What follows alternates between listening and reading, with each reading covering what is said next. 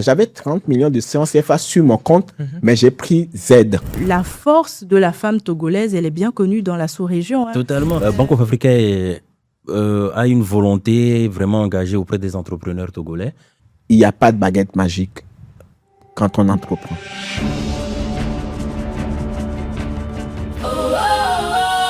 Aujourd'hui, tout le monde parle d'entrepreneuriat, de business, de financement. Mais ce qu'on oublie souvent, c'est qu'avant une entreprise, il y a d'abord une personne. Une personne qui doute, qui prend des risques, qui sacrifie parfois tout pour une idée à laquelle elle seule elle croit. Et parfois, il suffit d'un accompagnement, d'une confiance d'un partenaire pour transformer cette idée en réalité.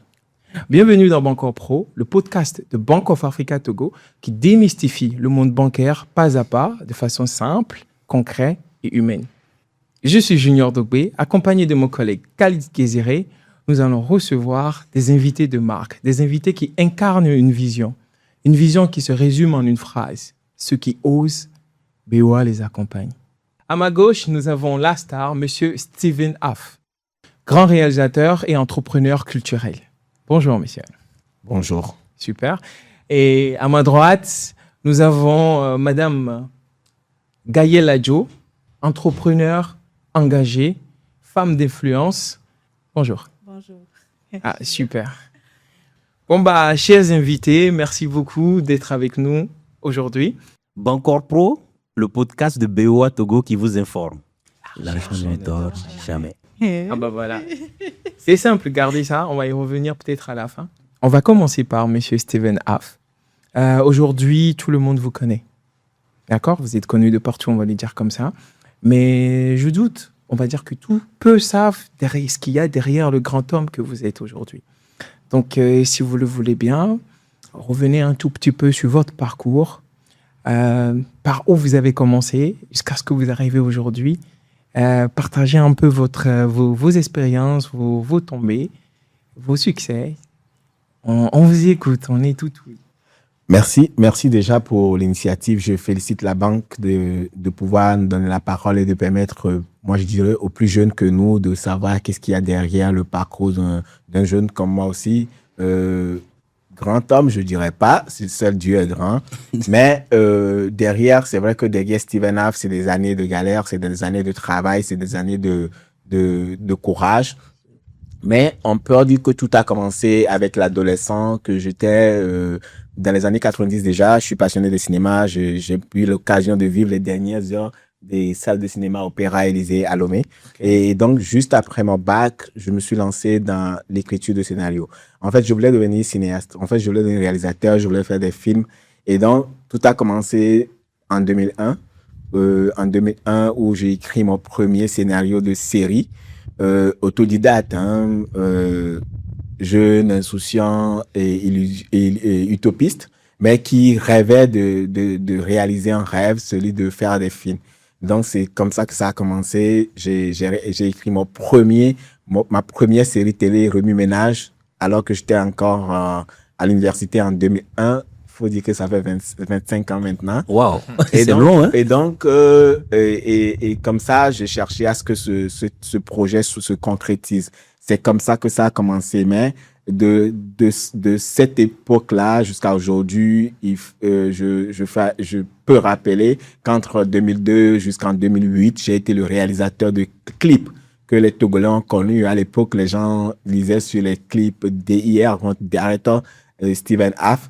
Okay. Ce titre-là que j'ai pris aussi sur les clips américains, c'était à l'époque, quand on regardait sur les clips, on lisait DIR, en fait, et Hype Williams, c'est Directed by, et qui faisait les clips des grands artistes à l'époque. Donc, il y avait ce rêve d'être un réalisateur de grands clips. Et donc, entre 2002 et 2008, j'ai quand même réalisé beaucoup de clips pour beaucoup d'artistes.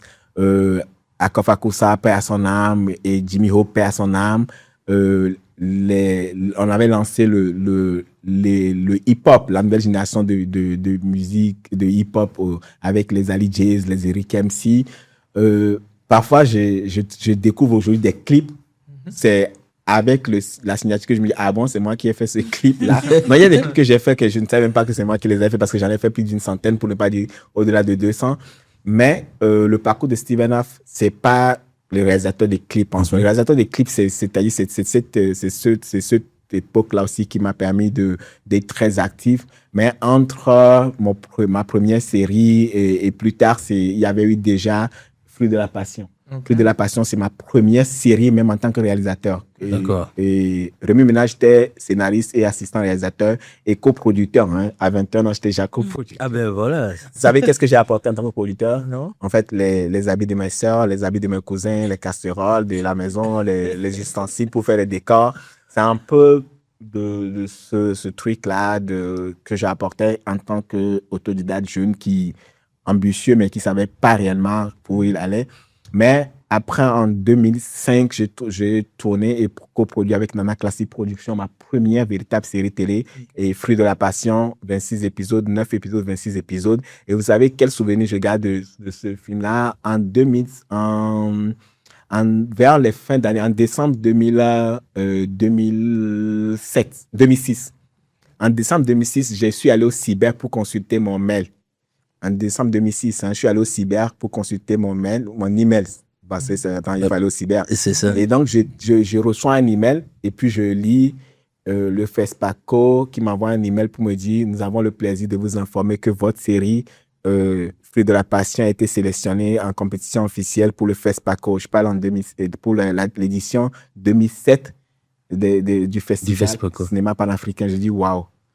Waouh. Et donc, c'était quand même des événements très tôt qui m'ont boosté. Je dis, si ma petite série que j'ai pu faire a été sélectionnée, ça veut dire qu'il y a quelque chose dans ce que je fais. Donc, tout ça m'a boosté. Et plus tard, c'est le premier véritable... J'ai fait mon premier téléfilm qui s'appelle Point de suture, et en 2008. Okay. En 2008, Point de suture, avec lequel j'ai participé à beaucoup de festivals aussi, dans le Pan-African NA Film Festival de Los Angeles, le festival du film panafricain de Cannes. Là aussi, j'ai reçu les AFA Awards de Best Indigenous Director, un film en langue locale aussi.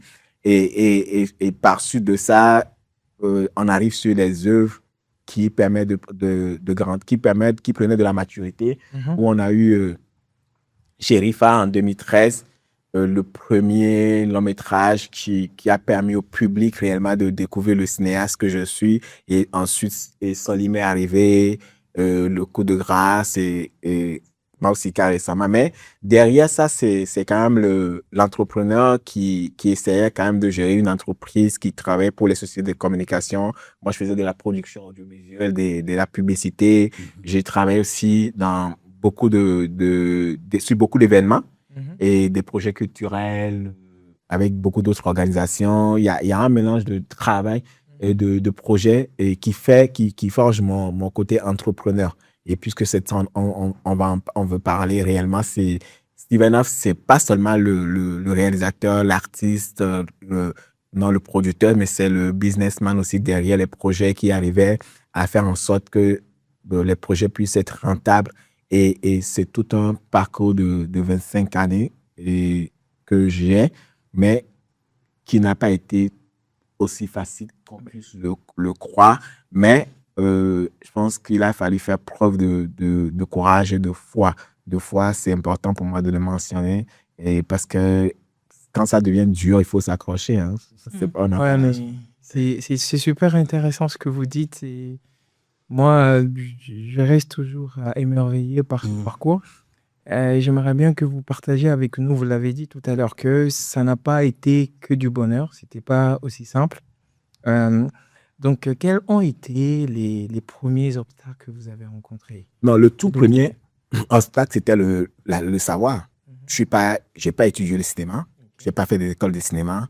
Et donc, du coup, quand je veux faire un film, il y a les fondamentaux que je maîtrise pas. Moi, j'ai appris à faire les films en regardant des films et en regardant les making-of. À l'époque, il faut que je trouve des DVD. C'est pour ça que la première fois que moi j'ai voyagé, je suis rentré avec 2 valises de DVD où tu as les making-of dessus. J'ai rien ramené, hein. Même pas des habits, j'ai même pas des chocolats. Les gens me disaient, Steven, tu es rentré, qu'est-ce que tu nous as apporté? Non, j'ai 2 valises. On ouvre comme ça. C'est que des DVD. En fait, des DVD. Il avait la vision. Hein. Ouais, en fait, des DVD où il y a les coulisses des films. Donc, mes tout premiers obstacles, c'est le savoir. C'est-à-dire que je veux faire un film. mais quelle est ma connaissance sur la narration, la dramaturgie, l'écriture, scénario, les règles, la production. Et donc, il fallait improviser. Donc, c'était déjà difficile de pouvoir faire des trucs sans maîtriser les fondamentaux d'une discipline.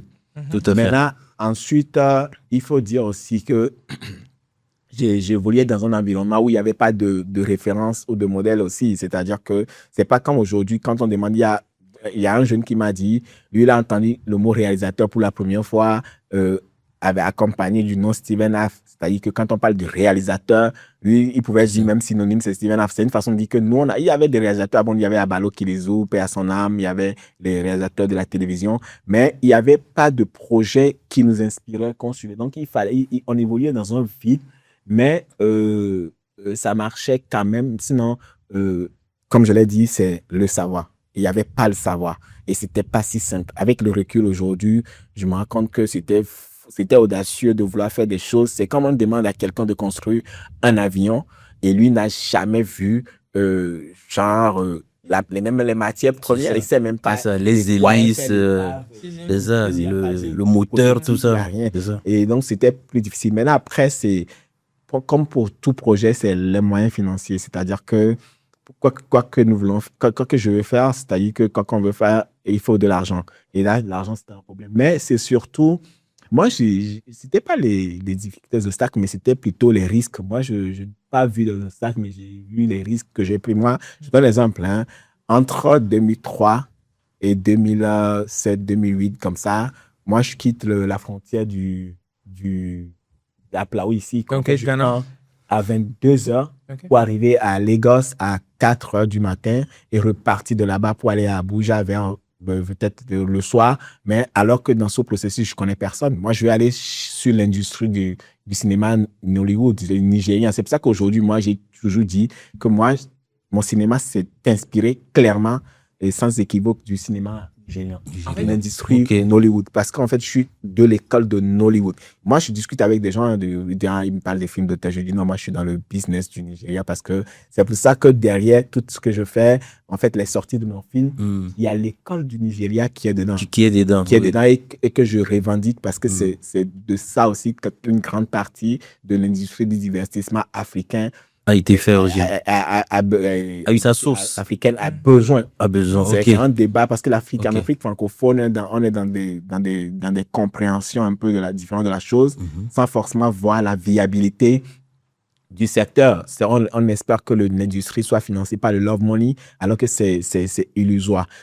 Moi, mes obstacles réellement, c'était ces éléments un peu, oui, mais après, comme naturellement pour chaque personne, chaque projet, on a des obstacles. Maintenant, c'est de les voir comme obstacles ou bien c'est de les voir comme processus. C'est ça. C'est ça, quand on me demande quelles sont les difficultés, j'arrive pas à les citer parfois parce que moi, j'ai toujours dit que mes difficultés me forgent et c'est face aux difficultés que ma créativité, mon art, mon talent sort. C'est ça. C'est pour ça que j'ai rarement envie de citer quoi, X ou Y et étapes comme des difficultés. Je peux dire, il y a eu des besoins d'argent, clair et net. Mais comme moi, j'ai vu la nécessité faire naître de l'industrie, toutes mes œuvres ne seront pas ce qu'elles sont s'il n'y avait pas eu des processus, des petits obstacles qui ont demandé à ce que je m'éprouve. Franchement, excellent. Hein? Oui, mais en soi, on va dire que quand M. Steven parle, moi, je sens à la fois la passion et derrière la passion, il y a l'abnégation, une détermination profonde. Une détermination à toute épreuve. Beaucoup d'audace aussi. Il y a beaucoup d'audace, effectivement. Mais en fait, je me demande, dès le début, vous vous êtes dit, je vais en faire une activité professionnelle, rentable. C'est vraiment... Vivre de ça, quoi. Oui, c'est-à-dire un métier... C'était beaucoup plus la passion qui vous motivait plutôt et peut-être qu'à un moment donné, vous avez eu le déclic que je pourrais en vivre. En fait, peut-être qu'aujourd'hui, je fais des prévisions. Depuis un moment, je peux dire que je fais des prévisions financières sur mes projets cinématographiques. Mais en 20 ans au moins, la passion a guidé, mais il y a eu du réalisme sur la nécessité des ressources. C'est-à-dire que quand moi j'ai commencé à faire des films, je ne savais pas que j'allais gagner de l'argent. C'était le passionné, le jeune. Tu sais, l'époque, aujourd'hui, quand on parle de 21 ans, c'est beaucoup. C'est pour ça que quand moi je pousse les jeunes à croire qu'ils doivent se réaliser, s'accomplir, à cet âge-là, parce qu'avec quand on brandit des success stories des milliardaires à 23 ans, je me dis, on détruit les gens, on détruit l'âme des gens sans se rendre compte. Moi, à 21 ans, à l'époque, c'est le jeune insoucieux qui allait sans savoir où il allait. Et il n'y avait pas cette calcul de dire, voilà, je vais devenir millionnaire, je savais même pas, je n'ai jamais rêvé même gagner 100 000, 200 000, 300 000 en faisant mes premiers projets. Ok. Il n'y avait jamais eu de prévision sur l'argent que le truc doit me rapporter. Il y avait juste cet accomplissement, c'est-à-dire ce désir de s'affirmer, d'exprimer son talent, sa créativité, sans savoir ce que ça allait rapporter. Maintenant, on a commencé à faire les clips et que les premiers... Vous savez combien Wally a payé pour son premier clip? Je me rappelle que c'était 30 000 francs CFA. Hein? Et ça, c'est l'argent pour que... C'était en 2003. C'était l'argent pour que, comme on appelle, et on loue la caméra ou on fait ce qu'on a. C'est ça. Donc, il n'y avait pas forcément. Mais au fur et à mesure, les besoins en équipement, vous savez, les équipements audiovisuels, ça coûte cher. Les besoins d'équipement nous obligeaient à réfléchir sur les recettes à faire. C'est-à-dire qu'il faut de l'argent. Et donc, c'est à ce moment qu'on a commencé à penser le volet business. Le volet business, mais ça aussi, c'était pas forcément pour devenir millionnaire ou milliardaire. C'était pour faire et puis, en fait, on avançait avec le désir de faire des œuvres beaucoup de mieux en mieux. Et moi, je me rappelle bien, quand je prends le processus avec Ali Diaz, les gens qui suivaient à l'époque, entre 2003 et 2005, comprenaient qu'un clip après un autre, c'est une élévation, en fait, en qualité, en technique. Mais tout ça, c'était de l'improvisation parce que les logiciels, il n'y avait pas de tuto, il n'y avait pas de plugins. Les logiciels ne le permettaient pas. Moi, je regardais, quand je regarde certains de nos clips aujourd'hui, je me dis, si seulement les gens savaient quelle magie on avait fait. Et pour pouvoir sortir ces œuvres-là. Donc, il n'y avait pas les moyens. Donc, c'est pas l'argent qu'il y avait. La motivation n'était pas l'argent. Il y avait plus la passion. Et moi, le rêve, c'était aussi de devenir une star, un artiste, quelqu'un de renommée internationale. Mais c'est le besoin. Au fur et à mesure, l'argent devenait important. Mais en aucun cas, je n'ai jamais mis en avant que ça devait me rendre riche. Mais il fallait garder ce terme de business. Maintenant, en temps aussi, je faisais des prestations de services pour gagner de l'argent, mais les projets, c'est pas pour gagner de l'argent. Et même pour dire la vérité, mes films ne m'ont pas forcément rapporté de l'argent jusqu'à récemment parce que je vivais des retombées dérivées. Et ça, je le savais très tôt. Alors, je mettais beaucoup d'énergie, beaucoup de moyens sur un projet cinématographique, sachant que il n'y aura pas de recette, mais avec le talent, la notoriété, je pouvais faire des prestations à côté. Mais aujourd'hui, je veux vraiment gagner de l'argent. Absolument. Il faut dire que c'est un investissement sur du long terme. Oui. Dès le début, il s'est laissé porter par la passion et il se débrouillait. C'est le projet qui a fait l'argent. Si. Le projet finalement a fait l'argent. Aujourd'hui, vous le méritez. Hein. Oui, clairement. Moi, je pense que toute personne qui se lève un matin, qui a une idée et qui essaie de le concrétiser, mérite vraiment d'en jouir des fruits. Et ce sera, même pour la nature, je vais même dire la nature sera injuste que la bonne dame qui s'est levée le matin, qui est sortie avec sa bassine et qui est revenue le soir et qui ne revienne pas avec ne serait-ce que le minimum, ce sera injuste pour toute personne qui initie un projet aujourd'hui et qui a dépensé de l'énergie et qui s'est sacrifié, doit pouvoir naturellement en vivre. Les fruits de cet effort-là. C'est l'idéal, mais toujours est-il qu'il faut avoir l'éducation. Je pense que c'est aussi pour ça qu'on a cette émission. L'idée, c'est de faire ce partage pour que les gens puissent prendre conscience du fait que oui, il y a la passion, mais derrière, il faut penser à un il y a certains nombres, des fois, penser plus loin que dans l'immédiat. Alors, une vision long terme, quoi. Nous, on suit Steven depuis très très longtemps. Je ne sais pas s'il est au courant, mais moi, j'avais pour ambition de devenir réalisatrice aussi. Quand j'étais plus jeune, je rêvais de Hollywood, pas de Nollywood comme Steven. Bon, malheureusement ou heureusement, aujourd'hui, la trajectoire a complètement changé. Et c'était complètement édifiant de le suivre, d'en savoir un peu plus sur son parcours, ses difficultés, sa vision aussi. Et on voit clairement qu'il avait l'audace. Et quand on écoute le success story de beaucoup de personnes qui ont réussi, on voit qu'il faut quand même beaucoup d'audace pour entreprendre, surtout dans un environnement comme le nôtre. On est tous admiratifs de votre parcours. L'audace. Hein. Et moi, Oui, beaucoup ma d'audace. citation favorite, c'est quoi que tu rêves d'entreprendre, commence-le. L'audace a du génie. C'est ça. L'audace L'audace a du génie, c'est totalement. je sais pas, c'est l'ADN en fait de l'entreprise. C'est ça. C'est l'ADN. C'est-à-dire que sans l'audace, moi, je pense que on ne peut rien en tant qu'entrepreneur. C'est ça. Rien du tout. Quand on voit les grands succès même dans ce monde, tout a commencé par ça. C'est toujours l'audace. Ils ont osé. Si. Et d'où ceux qui osent, BWA les accompagne. Et ils ont osé, ils se sont dit, bah, écoute, moi aussi, je vais tester. Si. Et au fur et à mesure, le reste arrive, quoi. Franchement, parcours édifiant. En Hein. gros, nous, on est prêts. Gaël, vous avez dit quelque chose de super important tout à l'heure, c'est-à-dire la trajectoire. Qu'est-ce que c'est, non? La trajectoire a changé. À un moment, vous étiez admiratif de Steven. Je le suis toujours. Ah oui, pour moi. Excellent. Je hein. m'excuse, mais on va lui dire, mais moi, je l'ai su encore. Et donc, vous disiez tout à l'heure que la trajectoire a changé. Pour revenir à ce que nous pensons tous, et aussi parler à la place du grand public, beaucoup vous ont connu à travers Miss Togo. Et aujourd'hui, votre image est aussi liée à l'entrepreneuriat et à l'accompagnement des femmes. Donc, on veut savoir comment s'est fait cette transition. Ok. Même le parcours déjà, jusqu'à la transition. Hein. Oui. On est tout de suite. Alors, effectivement, je me suis fait connaître par le grand public en 2015 en participant au concours Miss Togo que j'ai gagné. Pendant mon mandat, déjà, je savais que si je gagnais, je voulais utiliser mon mandat pour accompagner des femmes. Donc, mon projet social à l'époque, c'était l'entrepreneuriat des femmes démunies. On a mené le projet sur toute l'étendue du territoire, de Lomé jusqu'à Dapaon. On est allé à la rencontre des femmes, on a écouté leurs difficultés, on a essayé de les accompagner et on a financé des projets. Voilà, on a financé des projets et j'avais beaucoup aimé parce que cette expérience m'a permis d'en savoir un peu plus sur la force et la résilience de la femme togolaise. Parce qu'on les voit tous les matins devant leur petit étalage à Imolou, de comme nous on vient, on achète à manger, juste on est content, mais on ne sait pas toute l'histoire qu'il y a derrière parfois. Des fois, ce sont des femmes qui élèvent seules leurs enfants, des femmes qui ont des vies de couple très, très compliquées. On ne parle même pas de celles qui n'ont pas le choix, quitte à finir dans la rue et autres. Donc, dès ce moment-là, j'ai eu envie de parler aux femmes.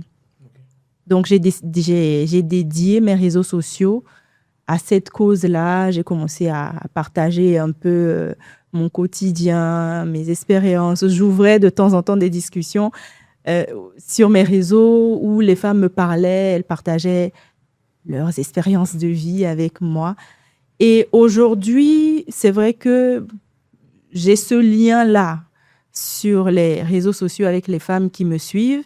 Mais professionnellement, Miss Togo m'a permis déjà le fait de mener, de diriger un projet social pendant 1 an. Ça apporte de l'expérience. C'est ça. Je savais aussi quelque part que le salariat, c'était pas pour moi. Parce qu'il y a des profils comme ça. Donc, l'entrepreneuriat, c'était une trajectoire évidente pour moi. J'ai toujours voulu être dans la réalisation. Et j'ai toujours aimé les métiers d'image, le beau. Donc, ma reconversion, elle s'est faite naturellement. Même si, comme Steven l'a dit, quand on est dans la vingtaine, en fait, on sait nommer les choses qu'on aime, mais on ne sait pas vraiment où on va. Un soir, au détour d'une conversation, mon mari m'a demandé, mais toi, tu veux faire quoi concrètement? Parce qu'on voit que tu es passionné par telle activité, tu as une formation en marketing communication, tu en as une autre en comptabilité. Qu'est-ce que tu veux faire? Et donc, je lui ai dit, moi, je veux travailler avec les réseaux sociaux parce que c'est vraiment ça que j'aime. Donc, j'ai commencé à me former au marketing d'influence. Et c'est comme ça que mon agence est née. La première agence de marketing d'influence d'ailleurs au Togo. Ah, wow. Mais attendez, il y a une chose que, bon, Gaël n'a pas dit. Hein. Gaël et moi, on se connaît depuis Miss Togo. Et parce que moi, je travaille dans l'équipe de la comité Miss Togo. OK. Mais après, pour avoir côtoyé Gaël pendant des années, je me rappelle qu'un jour, autour d'un café, on en a discuté parce que j'ai dit elle devait être la directrice artistique de mes projets parce que Gaëlle, elle a quelque chose elle a quelque chose de très, très artistique, en fait. L'œil. Oui, non, mais je dis qu'elle a elle a un talent, pour ne pas dire un don, pour le beau, pour le côté artistique. Ok. Moi, Gaël, je l'ai toujours vu, avant même que Gaël ne montre tout son potentiel en tant que directrice artistique du comité Miss Togo aujourd'hui, avec les innovations. Si elle se rappelle bien, on en a discuté depuis. Moi, j'ai vu très tôt ce potentiel en elle et je pense que je ne sais pas ce que sera le monde du cinéma demain, mais Gaëlle sera réalisatrice, quoi qu'il arrive, elle fera son film de toute façon. Parce qu'elle a ça en elle. C'est-à-dire en fait, c'est pas le film comme un producteur, mais le film comme une œuvre d'art pour exprimer ce qu'elle aime. C'est ça. Et vous savez, quand on parle de film, il y a les scénaristes, mais il y a celui qui veut rendre un univers, le producteur qui veut rendre un univers vraiment artistique et montrer quelque chose. Et ça, moi, je peux témoigner et je le crois. Hein, la bonne providence. Qu'elle a quelque chose en elle et c'est tout naturel que ça s'exprime. En fait, c'est pour ça que moi, je me dis, souvent, on ne peut pas chercher à copier quelqu'un pour devenir cette personne-là. C'est-à-dire que vous devez avoir en vous quelque chose. C'est pas comme aujourd'hui, je dis, vous savez, moi, j'aime beaucoup tel artiste et donc, du coup, je vais être le prochain Michael Jackson, quoi. C'est pas possible, quoi. Ça va faire un flop. Même un concert à la maison, mes enfants vont pas venir, hein. Exact. En fait, ça n'a pas de sens. Donc, c'est pour ça, c'est juste pour confirmer que Gaëlle, c'est pas celle qui va rester cloîtrée quelque part, mais c'est celle qui a besoin d'un univers de matière pour exprimer et s'exprimer et elle fait ses preuves. Il y a encore 3 jours, elle ne savait pas, j'étais avec un client qui me demandait de produire des vidéos. Je lui ai dit, OK, si c'est dans l'univers beauty, non, je connais une personne qui la maîtrise et j'ai balancé les trucs de Gaëlle à la dame et elle est pas togolaise. Elle dit, bon, OK, elle va voir comment elle va faire. Mon gars, elle connaît les gens, je vais lui dire ça après. Mais c'est pour dire que c'est son univers et moi, je ne peux que l'encourager et à continuer à s'exprimer et que demain, qu'elle monte, elle soit au firmament de son talent, en fait. Je dis à mon ça. Je pense je pense que le mercato de BO a été très, très, très bien fait, alors. Oui, de bons profils. C'est bien de voir que, voilà, il y a ces anecdotes-là entre vous. Hein. Franchement, ça nous reconforte. Steven Aff et moi, on se connaît même très bien. On travaille ensemble avec le comité national Miss Togo, comme il l'a mentionné. Et l'anecdote qu'il vient de donner là, c'est la preuve que quand on commence une entreprise, c'est toujours bien de savoir s'entourer. Savoir s'entourer de personnes qui savent déceler notre talent, notre potentiel, parce que ce qu'il a raconté là, ça remonte à une époque où même moi, s'il n'avait pas mentionné, je ne m'en rappelais pas. Donc, savoir s'entourer, c'est très, très important quand on commence une entreprise. Mais vous le faites bien. C'est d'ailleurs ce que vous proposez aux femmes, les accompagnants. C'est-à-dire vous-même, vous venez vous rapprocher d'elles et vous partagez avec elles déjà ce talent ou ce don, comme Steven l'a dit, que vous avez pour le beau. Et même, puisque vous avez fait des études de marketing d'influence, vous faites la promotion de produits. Comment dire, vous les inculquez, le comment faire pour pouvoir mettre en avant le produit ou du moins le business. Alors, mon travail à la base, ce n'est pas axé sur les femmes. C'est axé sur les personnes physiques, morales. On donne vie aux idées, on donne vie aux campagnes, on développe des stratégies d'influence. Donc, on va dire qu'on est dans la communication digitale et dans le marketing d'influence. Ça, c'est mon travail. Maintenant, mon rôle et mon engagement auprès des femmes, ça, c'est mon cœur. Ça, c'est mon cœur. Alors, si on fusionne les deux mondes, à la fois l'engagement vers les femmes et l'accompagnement de toute personne ou entreprise qui a une idée, qui aimerait donner vie à cette idée, quelles sont généralement les difficultés que vous traitez la majorité du temps, qui reviennent très souvent? Je vais partir sur l'angle de la femme. Quand on est une femme, Miss Togo qui plus est, qui décide d'entreprendre, vous savez, tous les stéréotypes qu'il y a autour des concours de beauté, on ne va pas revenir là-dessus aujourd'hui. Quand on entreprend, en fait, généralement, les gens, ils n'ont pas trop confiance. Est-ce qu'elle a vraiment les épaules de ce qu'elle est en train de nous décrire là? À l'époque, j'ai eu beaucoup de mal à convaincre les gens, à obtenir les moyens dont j'avais besoin pour commencer ou emmener le projet là où je voulais l'emmener. Aujourd'hui, d'ailleurs, je dis heureusement parce que ces refus-là m'ont permis de prendre le temps de mieux structurer mon projet, d'éclaircir ma vision aussi, parce que je suis sûre que si j'avais obtenu les financements à cette époque-là, je me serais crashée royalement.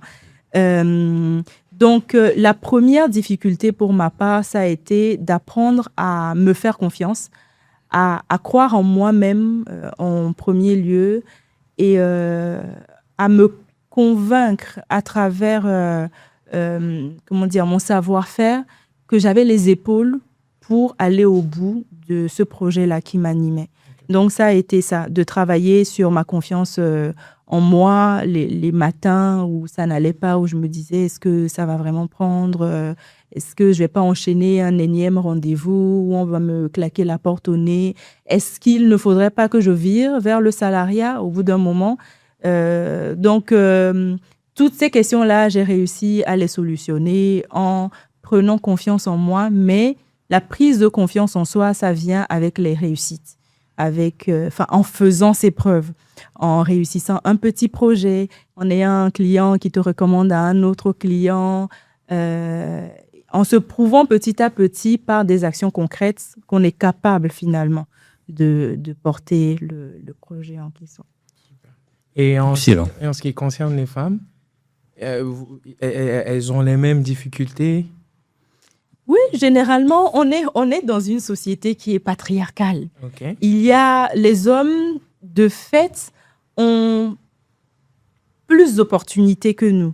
La femme qui réussira à prendre le gâteau des mains d'un homme, ça sera soit parce qu'elle a beaucoup plus d'expérience, elle a un réseau beaucoup plus... Mais quand on part du bas de l'échelle à compétences égales, on sait que les opportunités vont plus facilement vers les hommes.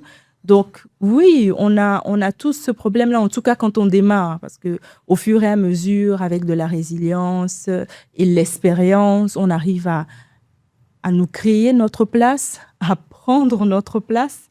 Donc avec le temps et l'expérience, ça va, mais au début, de façon globale, puisqu'il ne faut pas faire de généralité, on a quand même les mêmes difficultés pour arriver à nous convaincre qu'on est effectivement à notre place et qu'on n'est pas en train de voler la place de quelqu'un d'autre. Oui, mais en fait, parce que Gaëlle, elle a parlé de la confiance en soi, il y a un élément fondamental que moi je me dis, si je dois partager quelque chose avec les entrepreneurs aujourd'hui, c'est de célébrer d'abord les petites victoires. Mais c'est surtout d'être solide mentalement. C'est comme il y a une expression que les gens disent, l'entrepreneur au Togo, c'est le cardio. En fait, ça a l'air d'une blague, mais la vraie définition de cette expression-là, c'est de savoir que ça ne sera pas du tout facile. Le mental à toute épreuve. Le mental doit être solide. Quand on dit le mental doit être solide, c'est-à-dire que, et même moi par exemple, je sors un film, j'ai déjà rempli le palais, j'ai déjà fait une projection au palais où il y a eu 3000 personnes dedans et 2000 personnes dehors qui n'ont pas accédé. J'ai déjà fait une projection au Grand Reste, il y a eu 3 projections parce que les gens sont restés dehors et tout. Et j'ai fait l'avant-première de Mansika où déjà il y a eu du sold out, là où c'était plus compliqué. Mais là, quand on arrive sur une projection publique, tu as encore des doutes. Tu as encore des doutes à demander est-ce que les gens vont venir parce que c'est toujours comme ça. Et il n'y a pas de trop d'assurance en soi. Et donc, du coup, moi, je me dis, comme Gaëlle l'a dit, elle va voir des gens, elle présente ses trucs. Même moi ici, qui connais son talent, je vais me dire, est-ce que Gaëlle, même si on lui donne là, est-ce qu'elle peut faire même là? Parce qu'il y a en fait, c'est pas si simple. C'est pas si simple. Donc, c'est une bonne remise en cause. Mais la personne doit pouvoir, c'est-à-dire que c'est passer l'étape psychologique de se dire ça peut aller parce que dans le lendemain tu te réveilles, tu te dis bon, si on va revenir, c'est ça l'expérience avec la banque, je me demande est-ce que je vais mourir avec des crédits, c'est-à-dire que avec des dettes. Je fais le calcul de mon patrimoine, j'ai finalement fait le calcul de mon patrimoine et le calcul de mes dettes pour pouvoir me calmer en disant que, ok, de toute façon, j'ai un patrimoine qui dépasse mes dettes. Il a fallu cette seule réflexion pour que je puisse me calmer. Sinon, c'était à terre et pour toujours, quoi. C'est-à-dire, tu échoues même avant même que l'opportunité arrive. Ça veut dire que le lendemain où tu devais aller te rendre quelque part pour signer un contrat, toi, tu t'es réveillé et tu as éteint ton téléphone parce que tu n'étais plus solide. Donc, il fallait être tu t'es affaibli mentalement. Tu t'es affaibli mentalement. Donc, comme Gaël a dit, il faut beaucoup travailler la confiance en soi et le mental. Et de confiance en soi et surtout de confiance en l'avenir, en fait, en disant que c'est ce que je fais, no matter what, ça va marcher. Sans ça, là, tu ne peux pas. C'est ça. Oui. Une fois et c'est pour ça que le jour où, en tant qu'entrepreneur, on arrive à obtenir la confiance d'une banque, c'est l'un des jours les plus inoubliables dans la vie d'un entrepreneur. Bien sûr, bien sûr. Justement. En ce qui concerne la confiance d'une banque, pensez que les entrepreneurs, on a tendance à croire que les entrepreneurs ont peur de s'approcher d'eux. Oui, évidemment, ça fait peur. Parce que s'engager avec une banque, ça implique des risques aussi. Il faut avoir la certitude qu'on est sur un projet qui est bankable et qu'on peut derrière pouvoir payer notre crédit. Parce que si tu n'arrives pas à payer ton crédit, tu fais comment ? Tu te retrouves dans une situation encore plus compliquée. En plus, on connaît tous les anecdotes. C'est ça, les stéréotypes, autour des banques. Regarde, ça, il y a un autre problème qui est clair. Moi, je suis artiste, je suis créateur, je suis entrepreneur. J'essaie quelque chose. Si ça échoue, je vais dormir tranquillement. Mais si ça échoue avec l'argent de quelqu'un, c'est compliqué. C'est-à-dire que tu imagines que tu as peut-être une moto, ou pour ne pas dire un petit terrain, une parcelle ou bien une maison, et puis tu vas prendre un risque, tu dois être en garantie. Si tu échoues, tu dis, OK, si j'échoue, il n'y a pas de souci, mais si j'échoue avec l'argent de quelqu'un, donc c'est ça qui fait que la personne préfère aller essayer et échouer et ne rien devoir à personne que de devoir à la banque. Et même la personne a peur parce qu'il a peur que il a appris quand tu passes. Moi, par exemple, si je passe et que je dis propriété de la BOA, c'était sur un immeuble, une maison. Tu vas te dire, la personne là, il a côté là. C'est ça. Donc, c'est vrai que ça fout un petit stress. Je ne veux pas devenir moi-même propriété d'une. Il y a tout ça à mettre là et c'est important de pouvoir parler des essais. Mais tu sais, c'est une question de préparation aussi. Hein. Ouais. On peut commencer de la même manière que tu as commencé. Toi, tu as vite compris qu'il fallait une richesse intellectuelle d'abord. Tu es parti te former pour maîtriser ce que les gens vont appeler dans un jargon beaucoup plus courant ton karaté, en quelque sorte. Tu as maîtrisé d'abord ton domaine. Tu as commencé avec de la petite production, des clips et autres. Tu as célébré tes petites victoires. Au fur et à mesure, tu as pris de l'expérience. Le moment arrivé où tu as eu besoin de financement pour aller vers une banque, tu étais déjà en quelque sorte aguerri, déjà en maîtrisant ton domaine. Mais pendant ce parcours, tu n'as pas oublié même le volet entrepreneurial lui-même. Parce que le fait de monter une boîte, diriger, manager des gens, ça implique une éducation financière. Gérer les humains dans une boîte, c'est pas facile. Donc tout ça, t'as préparé en quelque sorte. Et lorsque tu es prêt à aller chercher du financement, il faut être prêt à ça. Donc on se documente et on reste aussi honnête. La confiance en soi, oui, mais on reste aussi honnête envers le banquier. En fait, en réalité, la question de la banque se pose, mais ne se pose pas en vrai. Pourquoi ? Parce que le jeune entrepreneur qui commence veut de l'argent de la banque. Il dit, voilà, la banque, il y a besoin de financement pour commencer un projet. C'est ça aussi le vrai problème. On ne peut pas avoir du financement pour commencer un projet. Parce que il y a une chose que moi je dis. Je disais que même aujourd'hui, je me dis, si je perds tout, il me reste quelque chose. Est-ce qu'il me reste aller vendre la liquidation au grand marché de Lomé? C'est-à-dire que pour ça, là, seulement là, ça veut dire que tu peux commencer. Moi, je connais des gens qui parlent de boutiques, qui parlent de choses, qui parlent de projets. Tu vas écouter les filles sur Internet et tout. Heureusement qu'il y a eu Internet aujourd'hui et il y a les réseaux sociaux qui ont changé les choses. Mais les gens pensaient pouvoir faire des boutiques, mais ils n'ont jamais vendu de la liquidation au grand marché. Au grand marché. Moi, quand tu vas au grand marché, je peux écrire un livre sur les Aoussa et leur business. Parce que moi, j'ai grandi au grand marché. Moi, j'ai vu les Aoussa. On avait même des locataires Aoussa dans nos maisons. Et on a vu comment ils commencent avec le truc de vitrine de Gabi et de... Exactement. Oui. Ambulants, là, les vendeurs ambulants. Mais aujourd'hui, les gens... C'est pas ça, en fait, le vrai problème. Quelqu'un dit, OK, j'ai un projet, je vais aller voir la banque. Tu as un projet peut-être d'élevage. Excuse-moi, tu as un projet d'élevage et tu as besoin d'un financement de 4 millions, par exemple. Et tu dis, tu vas aller voir la banque. Et tu as ton projet dit, voilà, est-ce que tu as déjà à la maison élevé 4 poules et qui ont pondu des œufs et que tu as vendu pendant Noël ou Pâques? nous, déjà très tôt, on nous enseignait à vendre les sachets plastiques au marché entre le samedi. C'est ça. Pendant les vacances, tu vas à Tipodi, tu achètes à Zingbo, à Gmaleka, un bol d'arachide. Tu vends dehors. Et l'autre, ta sœur, lui, elle a préféré faire du toffee.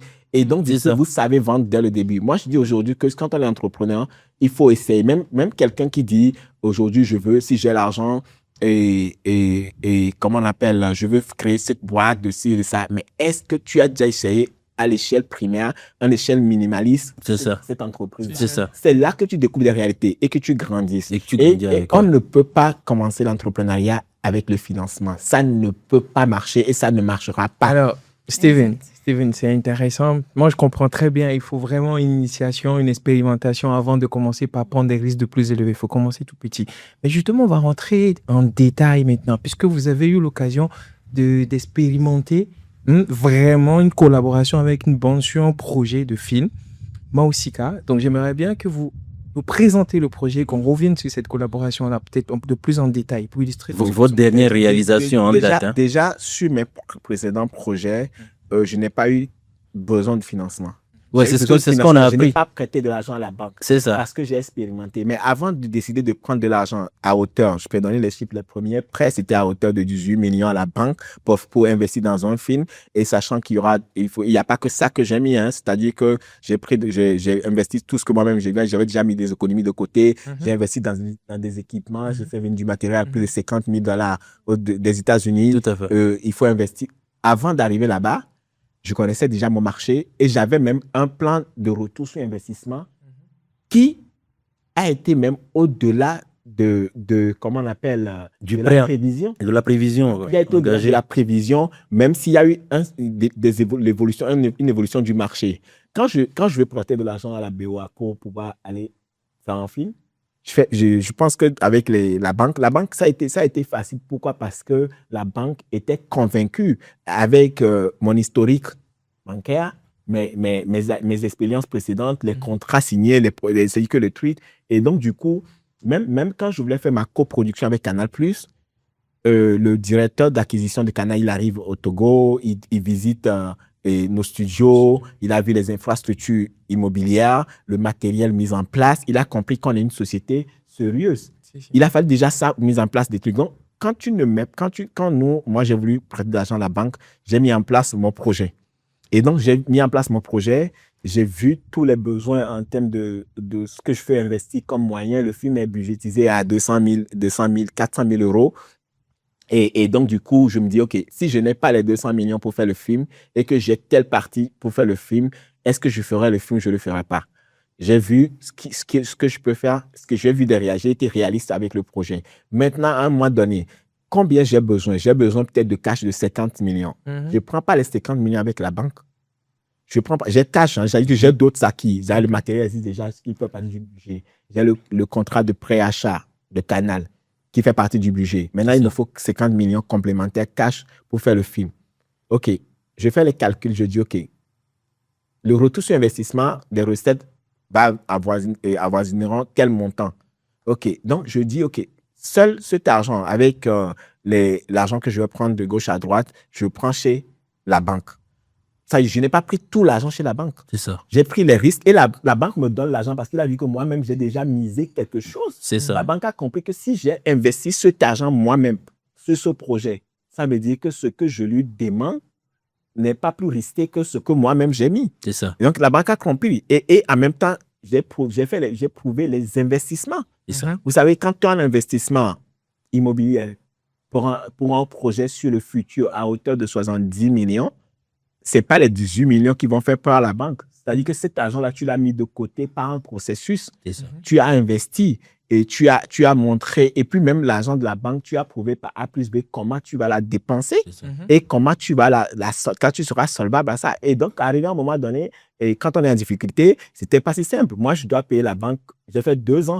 C'est-à-dire que le crédit a duré 2 ans. C'est ça. C'est-à-dire que d'insolvabilité. Mais il y avait quand même du réalisme dans les choses parce qu'il fallait expliquer les événements extérieurs. Voilà. Ok. Qui ont conduit. Donc, vous avez maintenu une communication avec la banque pour justifier ces retards de paiement. Oui, des retards de paiement. Il y a eu énormément de retards de paiement, mais la banque ne pouvait pas faire autrement parce que j'étais crédit et véridique. C'est ça. La banque a besoin j'ai besoin de temps. Et je dis, OK, moi, je vais payer une partie, et à la sortie du film, je vous paye une partie. Et donc, la banque dit, OK, il propose une date. Moi, j'ai été sommé à plusieurs reprises. La banque devait comment on appelle? Déclasser le compte. Mais ils aussi, ils voyaient le truc. C'est-à-dire que, genre, moi, je ne peux pas sortir le film à telle date, tu peux sortir le film à telle date. Et donc, du coup, on ne peut qu'attendre. Et donc, ils sont obligés de se réunir, d'utiliser d'autres moyens, d'autres leviers dont ils disposent. Mais dans tout ça, il y a un élément fondamental. La sincérité d'abord avec soi. La sincérité avec son partenaire bancaire. Et la rigueur, la discipline dans ton projet. Et ce n'est pas de l'amusement. Et quand j'ai pris l'argent de la banque, vous savez, moi, je n'oublie jamais ce jour-là. Hein. Un jour, j'allais à la réunion avec les acteurs. Et puis j'avais pris la moto, en fait. J'avais pris Z pour la réunion. Et puis, j'arrive à dire, oh, déjà, j'ai dit, ma voiture est gâtée. Et puis, il dit, oh, et puis tu prends la moto. Mais vous imaginez qu'il y a un jour, j'ai pris la moto, hein, alors que sur mon compte, le jour-là, mon compte va au-delà de 30 millions de francs CFA. J'avais 30 millions de francs CFA sur mon compte, mais j'ai pris Z. C'est là où tu te rends compte qu'on est dans le sérieux, quoi. Oui. C'est pas parce que j'ai 30 millions que je vais dire que cette semaine, j'ai pas de voiture, donc je vais louer une voiture qui va me coûter 400 000 parce que je suis Steven Aff, le producteur. Non, moi, il y a beaucoup de personnes qui m'ont vu sur Z. C'est vrai que il y a peut-être les aspects, le côté risqué de étudiants en ville et circulation, mais moi, en période de crise, en tant qu'entrepreneur, je ne fais pas, je sers énormément. C'est-à-dire que je vais en récession. C'est-à-dire que pendant 6 mois, moi, j'étais à Z à Lomé. Pourtant, parce que cet argent, tu ne peux pas l'utiliser. C'est comme aujourd'hui, peut-être qu'on va dire, voilà, c'est pas comme l'entrepreneuriat. On pense que comme la banque a de l'argent et comme j'ai de l'argent moi-même, j'ai mis un peu d'argent de côté. Voilà, j'ai 30 millions. Attendez, j'ai 30 millions sur mon compte. Attends, il y a une voiture que je peux acheter à 5 millions au moins. Je vais aller l'acheter. Non, c'était pas possible. J'ai pas acheté. J'ai fait du Z pendant longtemps. Parce que cet argent n'est pas destiné à un moyen de mobilité. Elle ne fait pas partie du plan d'investissement. D'investissement. Donc, tu ne peux pas. C'est une discipline. Et c'est cette discipline-là. C'est-à-dire que tu es décomplexé. Je vais vous dire une chose. Et puis, un jour, j'étais encore dans la moto, et puis j'ai gardé un ami, et puis il était dans sa voiture, et puis il m'a fait ainsi, il m'a dit, oh, DG, c'est toi-même. Je dis, il n'y a pas de souci. Et puis, la personne m'a dit, et puis, et moi, c'est pas les étudiants que je prenne, en fait. C'est-à-dire qu'il y a mon chauffeur qui a une moto de service qui peut me remplacer. Il y a mes techniciens, c'est pas le Z à qui tu prends, mais tu prenais la moto, mais moi, je conduis pas la moto, mais tu mets le casque, tu es derrière. C'est ça. Imagine que toi, tu te dis star, Steven Aff, et tu es sur la moto, et tu as Gaël dans le feu rouge. Si tu es complexé, tu vas dire, oh, il ne faut pas que Gaël... Non. Il y a même aucun problème entre le fait que moi, Steven Aff, je sois sur la moto, et que... Parce que ça en tant qu'entrepreneur, c'est ce mindset qu'il faut avoir. Il faut savoir se décomplexer dans un certain nombre de facteurs sociaux. C'est ça. Le regard des gens, les stéréotypes. Et puis... Sinon, attendez, juste après, même quand je fais les recettes, là, je vais aller acheter une voiture d'abord, de venir payer la banque. Non, la banque d'abord. La banque d'abord. C'est ça. Et les collaborateurs ensuite. Je suis le témoin de ça. Quand le virement est arrivé juste après la diffusion du film. Oui, c'est-à-dire que... Non, attendez, le lendemain... Moi, j'ai payé la banque le lendemain des projections. Direct. J'ai même pas attendu une minute. J'ai payé la banque d'abord et la même semaine, on a payé les acteurs, on les a payés, les techniciens ensuite. C'est-à-dire qu'on a payé la banque et on a payé les acteurs. Oui. C'est les acteurs directement. Même si je prends par exemple Nabi Adjo, elle est arrivée le jour de la projection du film, le lendemain, en même temps à son hôtel. Je suis parti moi-même en personne avec la fiche comptable pour aller la solder avant qu'elle ne quitte son hôtel. Je n'ai pas à attendre parce que cet argent n'est pas destiné à autre chose. Et ça doit servir. Et c'est là où la banque aujourd'hui se rassure que de ma crédibilité et de mon sérieux. Mais il a fallu que moi-même, je m'impose cette discipline. Et c'est des détails que les gens n'ont pas. Que Steven Aff soit sur moto, moi, je marche en ville. Hein. Je marche en ville parce qu'en fait, je suis arrivé à me forger cette idée pour pouvoir y arriver, en fait. C'est-à-dire à ne pas se dire, voilà, quand même, je suis et que je ne peux pas être à moto, que je ne peux pas marcher à pied. Et quand je dis, si la personne qui m'a vu sur la moto le jour là, quand on arrive, me dit, oh, déjà on est arrivé, les acteurs sont là, tout le monde est là, et puis tu arrives, et qui se dit, voilà, mais toi, tu as là. Ben, si la personne savait que je suis mon compte le jour là, mon solde va au-delà de 30 millions, mais ça ne m'a pas dit d'aller une voiture.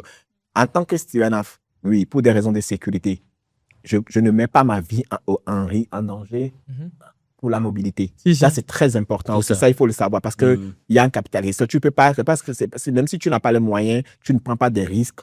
Et connaissant les grandes villes, parce que tu es sur un projet et ça dépend. Même la personne moi, si tu me dois de l'argent, je préfère même te transporter moi-même. Mais c'est une décision que je dois prendre pour pas des mesures de sécurité et des raisons vitales ou des cas de force majeure. Mais en tant qu'entrepreneur, cette discipline est une obligation. C'est-à-dire que je n'achète pas le dernier téléphone sorti. Je n'achète pas la dernière chaussure en mode juste pour la forme. Mais après, si dans ma comptabilité, j'ai planifié pour... si je suis au conseil de Gaël qui demande de faire des marketing d'influence, il me dit Steven et que c'est prévu comme ça, il me dit ok, donc ça veut dire je vais prévoir dans ma comptabilité peut-être 500 000, 600 000, 800 000 en disant que ok, pour des raisons de trucs là, je vais m'acheter des chemises, ça fait partie de l'investissement. Mais en tant qu'entrepreneur, tu ne le fais pas pour impressionner. C'est ça. Tu ne fais pas ça pour impressionner. Il y a 3 ans de ça, lors du Meetup Togo, un événement aussi sur lequel BOA, on avait collaboré avec YouCan Partners sur le chantier des 2 milliards de financement pour 100 entrepreneurs togolais. Je me rappelle de l'interview du DG où il a dit cette seule phrase-là. Un projet sérieux, un entrepreneur sérieux. Il dit c'est la formule pour que la banque puisse accompagner qui que ce soit. Oui. Quand le projet est sérieux, ça veut dire quoi? Le projet est maîtrisé. La personne connaît son domaine, maîtrise son domaine. L'entrepreneur sérieux, c'est celui qui connaît vraiment le sens de la discipline, la rigueur et la relation avec la banque. Ces deux-là font le financement. En fait, c'est super important tout ce que Steven vient de dire, parce qu'aujourd'hui, il y a toute une propagande autour de l'entrepreneuriat. Devenez entrepreneur. C'est ça. Gagnez vos premiers millions en 3 jours. C'est ça. Alors qu'on ne devient pas entrepreneur pour devenir riche. On devient entrepreneur parce qu'on a ciblé un problème auquel on apporte une solution concrète. Et c'est la solution, la façon dont vous exécutez votre travail qui vous rendra riche par la suite. C'est important que les jeunes comprennent que l'entrepreneuriat, on ne devient pas entrepreneur pour être patron, embaucher 2-3 personnes qu'on paye, pendant que nous-mêmes, on est à la maison en train de se prélasser. De temps en temps, on appelle les employés, on leur crie dessus. Ce n'est pas ça l'entrepreneuriat. Ils voient un idéal. L'entrepreneur, il se lève le matin, il a une voiture, il est dans un grand bureau. Alors que pour arriver à ça, il y a tout un process d'abord. De l'investissement de soi, une certaine rigueur. Moi, s'il y a une chose que je retiens chez Steven Af, c'est la mise qu'il a faite dans la connaissance. Moi, je dis toujours que c'est le point de départ. De maîtriser son domaine. Il faut la maîtriser. Moi, j'ai dit, je peux enseigner. Vous savez, et toute prétention gardée, moi, je peux enseigner dans des grandes universités togolaises, pour ne pas dire africaines, mais je préfère prendre le cas du Togo. Nous, on a des choses à enseigner dans nos universités. Ouais, mais après 20 ans, on est dans un écosystème où peut-être les décideurs ont formaté le partage du savoir sur c'est un modèle occidental qui n'est pas les nôtres. Moi, je n'ai pas compris comment dans nos universités, dans les grandes écoles de commerce ou je ne sais pas, dans nos universités, on n'est pas étudier les success stories de nos mamans. En fait, je dis par exemple, des gens font des formations sur l'entrepreneuriat, mais je ne suis pas sûr qu'on leur ait expliqué que la dame au marché ou que le monsieur qui a 200 boutiques, pour ne pas dire 3 boutiques ou 5 boutiques, qui est millionnaire, a été, c'est-à-dire que l'accompagnante d'une dame et qui va. Moi, j'ai vu des femmes, des boutiques, je connais des dames au marché qui ont réussi aujourd'hui, qui vont à Dubaï, en Chine et tout ça là, et qui, en réalité, ont commencé par la vente de la liquidation. C'est-à-dire que si tu te lèves aujourd'hui et tu prends même 10 millions, tu ouvres une boutique, quel que soit le produit, tu vas échouer. Si tu n'as pas, parce que le problème, c'est que tout l'investissement là, hein, c'est-à-dire que c'est ça. Et donc, du coup, il suffit de payer le loyer, de payer peut-être celui que un peu faire les déplacements et de ne pas avoir vendu, ne pas avoir vendu quelques jours, c'est fini, tu es mort. Tu es mort. Alors qu'en réalité, l'entrepreneur, c'est quelqu'un qui grandit. Si on voit une société, même à Sky aujourd'hui, quand tu connais la flotte de leur de la compagnie, 15, oui. Mais ils ont commencé peut-être avec 2. Vous avez même vérifié que les gens ont loué les premiers avions. Les compagnies aériennes. C'est ça. Et aujourd'hui, ils en sont à 16 ou 15. Mais il a fallu du temps pour qu'ils en arrivent pour bâtir cela. Et savoir que dans le même secteur, il y a eu Air Afrique qui a échoué, telle compagnie Air Afrique qui a échoué, et pourquoi ils ont échoué. Et apprendre de ça. Et apprendre de ça. Donc, moi, je pense qu'aujourd'hui, l'entrepreneuriat, il faut être galvaudé. Il faut que les gens redéfinissent les choses et qu'on fasse appel à des gens qui ont fait des expériences. C'est ça.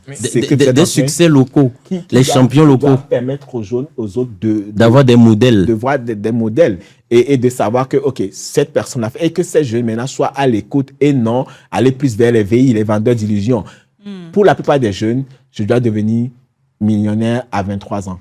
À quel moment à 25 ans, hein, on est obligé, hein, d'avoir 500 000, 600 000, 1 million ou 2 millions sur son compte? À quel moment à 25 ans qu'on est obligé de se prendre? Il y aura des cas. Même à 21 ans, les enfants pensent aujourd'hui qu'ils ont échoué. C'est ça. Mais je dis, mais attendez. Mais c'est la pression sociale, c'est les réseaux sociaux. C'est ça. Mais avant toute chose, j'aimerais qu'on revienne un tout petit peu sur quelque chose que vous avez dit tout à l'heure, en ce qui concerne l'enseignement. Et moi, vous êtes tout d'accord avec moi, qu'en se basant rien que sur son parcours, quand même 20 ans, et comme lui-même il a dit, il a beaucoup de choses encore à enseigner, non seulement à tous ces personnes qui veulent se lancer dans la culture, parce que c'est un domaine particulier, et en tant que nous, banque aussi, qui aujourd'hui se permet d'aller vers ce domaine-là pour financer, j'aimerais beaucoup que vous répondiez à ces questions. Beaucoup de créatifs disent qu'ils n'arrivent pas à se lancer, à produire des choses créatives parce qu'ils manquent de financement. D'accord? Est-ce que vous pensez que l'accompagnement bancaire peut accélérer les projets culturels? C'est un. Et en se basant sur l'expérience que vous avez eue avec BOA Togo, est-ce que vous avez été surpris de l'accompagnement? Déjà, l'industrie culturelle créative a besoin d'argent, mais c'est l'un des secteurs. Les études de la Banque mondiale l'ont montré. Les ICC sont des secteurs d'avenir qui rapportent énormément de l'argent. C'est-à-dire que le manque à gagner aujourd'hui va au-delà des dizaines de milliards. On ne parle pas de milliards de francs, mais on parle de milliards de dollars. Mais... Et pourquoi? Parce que les acteurs déjà, il y a un déficit dans l'écosystème mis en place par nos gouvernants. Ce n'est pas un cas particulier du Togo, sauf qu'il y a des pays comme le Nigeria, où ils ont compris très tôt, et que très tôt, ils ont compris, et qu'aujourd'hui, si le Nigeria est développé avec les ICC, vous allez voir des gens qui sont dans le secteur de la mode, qui sont multimillionnaires. Les gens vont dire que c'est du foreign, mais c'est des gens qui ont gagné de l'argent avec la mode au Nigeria. Les gens ont gagné de l'argent. Je ne vais pas parler de Nollywood parce que les gens ont gagné énormément d'argent, mais avec la musique, les gens ne comprennent pas comment les gens, même avec les réseaux sociaux aujourd'hui, ce que les gens gagnent au Nigeria, c'est-à-dire que c'est des chiffres qui vont vous faire froid d'eau. Donner le tournis. Oui, c'est-à-dire parce que pourquoi? Parce qu'en fait, même, il y a, comment on appelle, quand les choses ont changé après Covid, les studios et les producteurs de contenu, le Nigeria, eux, ils ont pris de l'avance. Pourquoi? Parce que c'est un secteur qui est porteur. Maintenant, la question, c'est-à-dire que la question de savoir si... le financement bancaire peut accélérer les projets culturels. Oui, le financement bancaire peut accélérer, mais il faut une éducation aux acteurs. Il faut un marché. Ouais. Le vrai problème de l'industrie culturelle, c'est le marché. Les créateurs existent, les créatifs existent. L'éducation peut se faire, mais c'est l'absence du marché. Souvent, le marché qui va consommer. Qui va consommer. C'est ça. Moi, je vais parler d'une petite expérience. Vous savez, sur la sortie de la vente des billets de Mao Sika, oui. Moi, je vais vendre les premiers billets. Ça, c'est une autre expérience que je vais parler à partir avec les entrepreneurs. Les tout premiers billets, même les premiers billets, quand on a lancé la projection, par exemple, pour le Palais, je vais parler pour 2 février, moi, je suis parti vendre des billets de 10 000, de 20 000, de 50 000 Non, mais prenons le palais. Les premiers billets de palais des congrès, c'est des gens qui ont appelé qui veulent acheter des tickets de 2000. Une personne a dit qu'il veut acheter 2 tickets de 2000. Je lui dis que c'est disponible dans les agences Canal+. Elle dit, OK, elle va voir dans la semaine. Je lui repose la question, vous êtes où? Elle dit qu'elle est au niveau de Amadan Romé. Je suis parti lui récupérer mes premiers 4000 francs. C'était tellement important pour moi d'aller récupérer mes premiers 4000 francs. Mais là, par contre, le truc du marché, je l'ai fait. Je le connaissais, le marché, mais je n'ai pas été à jour. Vous savez pourquoi? Non. Parce qu'aujourd'hui, même pour quelqu'un achète même une bouillie à 500 francs, il veut qu'on vienne le livrer. Oui, c'est vrai. Et ça, moi, je ne savais pas que depuis, avec les réseaux sociaux, les gens ne se déplacent plus pour faire des achats. Les gens veulent des livraisons. C'est ça. C'est là où peut-être il y a eu un manque au niveau de la maîtrise du marché. Mais une fois que j'ai su, on a livré plus de la moitié des 2400, des 2200, je ne sais pas, places au palais. On a livré plus de la moitié avec la moto, avec la voiture, parce que l'écosystème a changé. Ça veut dire qu'il faut connaître le marché. Il y a eu un déficit sur la connaissance du marché parce que moi, j'ai gardé le marché tel que je l'avais eu en 2017 précédemment. Alors qu'après Covid, le marché a changé. Donc, ça veut dire qu'il faut maîtriser le marché. Ça, c'est juste une expérience. Aujourd'hui, ça veut dire que je me suis adapté rapidement et j'ai vendu. Vous savez, les gens m'ont appelé et les gens commençaient à demander et pourquoi il n'y a pas le billet en ligne. Ils ont appelé des sites où il n'y a pas le billet sur ces jeux. Non, je n'ai pas mis le billet. Vous savez pourquoi je n'ai pas mis le billet? La billetterie du cinéma, c'est compliqué. Oui. Je ne peux pas payer même 5% ou 10% d'un billet que moi j'ai vendu. Parce qu'en tant que producteur même ou distributeur, je ne gagne pas 5% sur le billet. Donc du coup, s'il y a un site qui vend des choses en ligne, qui me dit, ou qui fait de la distribution en ligne, je ne vais pas donner de nom, qui va dire peut-être qu'il va prendre 5% d'un billet. Moi, 5% de 50 000, c'est 10% de 50 000, ça fait 5 000. Je ne peux pas donner 5 000. Et si ça veut dire que si l'application m'a vendu des billets pour 1 million. Il prend 100 000 là, par contre. Il prend 100 000. Mais ce 100 000 là, c'est ce que ça représente en termes d'industrie. Moi, en tant qu'auteur, même réalisateur, c'est 2% que j'ai en termes de comment on appelle le pourcentage à laisser, à partager. À partager. Donc, c'est pas si simple. Donc, qu'est-ce que moi j'ai fait? J'ai préféré vendre. Mais à un moment donné, vous savez ce que j'ai fait? Non. J'ai fait la vente en ligne sans avoir créé d'application. J'ai vendu plus de 300 tickets en ligne aux gens sans avoir créé l'application. Ça aussi, c'est l'art de s'adapter. Qu'est-ce qui s'est passé? Les gens disent, OK, on veut acheter des tickets. Ils disent que il peut pas aller dans le point de vente. On veut vous livrer, mais il y a un problème de livraison parce que la personne dit qu'il travaille dans la zone portière, mais il habite à Dido-Gombe, il va rentrer à 22h. À un moment donné, on m'a fait le compte rendu. Il dit non, lui, il n'y a pas de Canal+ dans son quartier. Il n'y a pas de souci. Je dis, si quelqu'un veut acheter un billet, je le dis. Mais je n'ai pas fait de communication. C'est ça aussi la maîtrise du marché. Je n'ai pas fait de communication sur ce truc-là sur Internet. Pourquoi? Vous savez pourquoi? Parce que je risque d'exposer ça à l'arnaque. C'est-à-dire que j'ai un message dans mon téléphone qui dit, vous pouvez acheter votre billet en ligne en envoyant l'argent par T-Money ou Flouze. Et on vous envoie le numéro de votre ticket que vous allez récupérer à l'entrée. La personne demande si c'est sûr, je dis c'est plus sûr. Et donc, du coup, à partir du moment, on a commencé à vendre des tickets en ligne aux gens, mais pas par une application, mais par une méthodologie. C'est-à-dire que les gens font T-Money. Ils envoient capture d'écran. On note la référence de leur transfert. On demande le numéro de téléphone. Donc, on prend un ticket. On a gardé les tickets dans l'ordre. Donc, si c'est 3000, ça fait 3215, c'est ton ticket, ça. On écrit derrière ton ticket ton numéro de téléphone. On t'envoie le numéro de ton ticket. Le jour J, on a les tickets à l'entrée. Les gens font la queue noire. Quand tu arrives à l'entrée, tu n'as pas de ticket, tu donnes le numéro de ton ticket. Ton numéro de téléphone, c'est conforme. Maintenant, vous avez dit, s'il y a beaucoup de personnes, ce n'est même pas compliqué. Les billets sont numérotés. Donc, si tu me dis que ton ticket, c'est 3615, je ne vais pas sortir 20 blocs pour te chercher ton ticket. Je sors le lot de 6, le lot, c'est à partir de 600 là. Je sors le 600, je fais comme ça, je vois après 10, je vois 15, et puis je te sors. Ça prend 2 minutes. Et c'est comme ça prend que 2 minutes.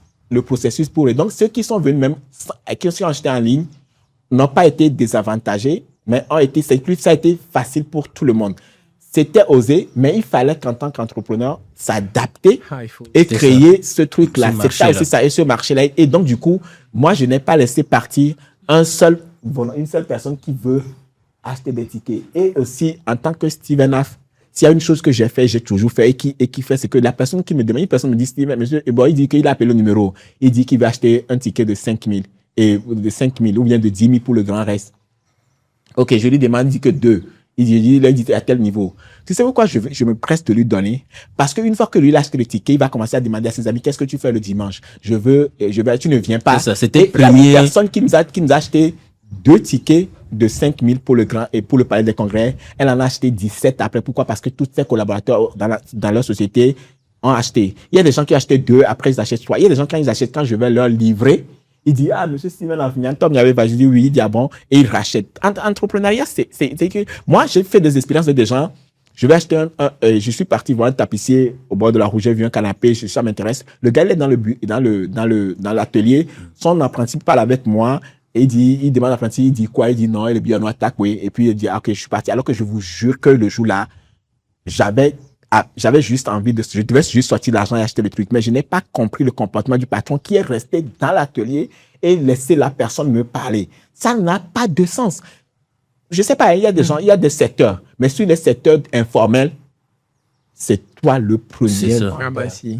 Et ça, moi, j'ai fait cette expérience et je continue de le faire. Et moi, je vais vendre des tickets aux gens. C'est épuisant, c'est tout, mais en même temps, comment je fais pour rembourser la banque et dormir sereinement et reprendre demain et faire des plus-values si je n'applique pas des processus et tout. Et que moi, je sais pas, tout le monde sait, le statement, c'est, s'il y a une chose qui est plus facile, c'est mon accessibilité. Pourquoi? Parce que j'ai un marché qui est c'est du B2B, et qui est basé sur... Vous savez, quand je sors un film, mon prochain film, j'ai 50% de public. Vous savez pourquoi? Parce que c'est un film de Steven Laff. Et donc, du coup, quand c'est un film de Steven Laff, ça veut dire que c'est toi que les gens veulent. Et donc, tu ne peux pas créer la proximité. Tu ne peux pas créer une distance, toute une psychose autour de ta personne. C'est pas la même chose. Tu ne peux pas créer une distance autour de toi et le public. Donc, un entrepreneur doit savoir quelle est son importance et son rôle dans son business en tant qu'entrepreneur. Maintenant, après, il y a les mécanismes. Donc, il y a d'autres mécanismes et tout. Je ne prends pas de risque. Si c'est dangereux pour moi d'être la vitrine, je me retire. J'analyse le marché. Mais si je sais que c'est porteur qui a un avantage. Sympathie. C'est ça. Il y a des gens qui viennent regarder mon film par sympathie. Oui. Et donc, du coup, ce capital sympathie, tu ne peux pas le perdre en tant qu'entrepreneur. Donc, pour finir et répondre à la question, si on ne maîtrise pas notre marché, il y a un problème. Aujourd'hui, il faut maîtriser le marché, il faut l'analyser, il suffit pas de dire, OK, les industries créatives, c'est porteur. OK, on va faire ci, on va faire ça. Mais quel est le marché? Aujourd'hui, moi, par exemple, depuis les gens me demandent, j'ai des projets, j'ai des applications, et j'ai des projets d'application, des trucs où on va regarder des séries et payer. Mais la question, c'est que je dois m'assurer quelle est la viabilité de ce projet sur les 5 prochaines années, parce que c'est un domaine technologique. C'est ça. Est-ce que dans 5 ans, Netflix va toujours exister? Si tu vas aller étudier Netflix, la façon dont je les vois là, c'est des gens qui pensent que dans 5 ans, ils vont faire une mutation. Ce n'est pas à moi de commencer, parce que si quelque chose finit quelque part, c'est pas comme il y a 50 ans en arrière, 20 ans en arrière, où les choses peuvent finir quelque part et venir au Togo aujourd'hui. Les habits sont démodés aujourd'hui, sont démodés demain. Si le truc est démodé en France aujourd'hui, elle se démode au Togo demain matin. Il n'y a même pas il n'y a pas de transition. Et il y a d'autres facteurs aussi, même si c'est technologie et qu'il faut de la connexion pour que les gens pour voir les films et tout. Est-ce qu'il y a cette disponibilité-là? Est-ce que ça il y a tout un tas de facteurs. Plein de trucs avant. Mais c'est une très bonne vision. C'est important, les moyens pour pouvoir développer l'industrie. Mais tout revient toujours aux acteurs, au marché et aux acteurs. Il faut maîtriser le marché. Ouais. Il faut maîtriser le marché. Et moi, en parlant de marché, quand je faisais la répartition des projections de mes sorties, j'ai dit, OK, il y a l'hôtel de Février. En expression, un peu, on dit les suspendus. C'est 20 000, 50 000. Et 50 000, c'est aussi pour une cible donnée. Le grand reste, c'est 10 000 et 15 000. Palais des congrès, on m'a dit, il faut faire 3 000, ne fais pas 2 000. Non, j'ai dit 2 000 n'a pas les mêmes valeurs que 3 000. Je vais vous expliquer une chose. Si je fais 3 000, je peux vendre peut-être 100 tickets de 3 000. Et alors que 2 000, je vais vendre 200 tickets de 2 000. Faites le calcul. 200 tickets de 2 000 me font combien? 400 000. 100 tickets de 3 000 me font 300 000. Je peux vendre 100 places de 3 000. Mais quand je préfère, je vends 200 places de 2 000, ça me fait 400 000. Donc, j'ai étudié le marché. J'ai dit non, il y a plus de personnes qui voudraient venir à 2 000. Et donc, du coup, j'aurai plus de monde à 2000. Et quand tu auras plus de billets de 2000, on va acheter les billets de 3000. Donc, il faut maîtriser son marché. C'est un peu ça aussi, être entrepreneur. Donc, en gros, est-ce que l'accompagnement de la banque, le financement de la banque peut accélérer le développement de l'industrie culturelle? C'est impératif. Et c'est ça. Et moi, c'est vrai que le financement de la BOA, c'est un peu surpris, mais j'avais suffisamment de matière à vendre. Sauf que ce qui était étonnant et qui a été facile pour moi, c'est le fait que la banque aussi a pris du risque en osant aller sur un secteur sur lequel ils ne sont jamais allés. Et surtout le format.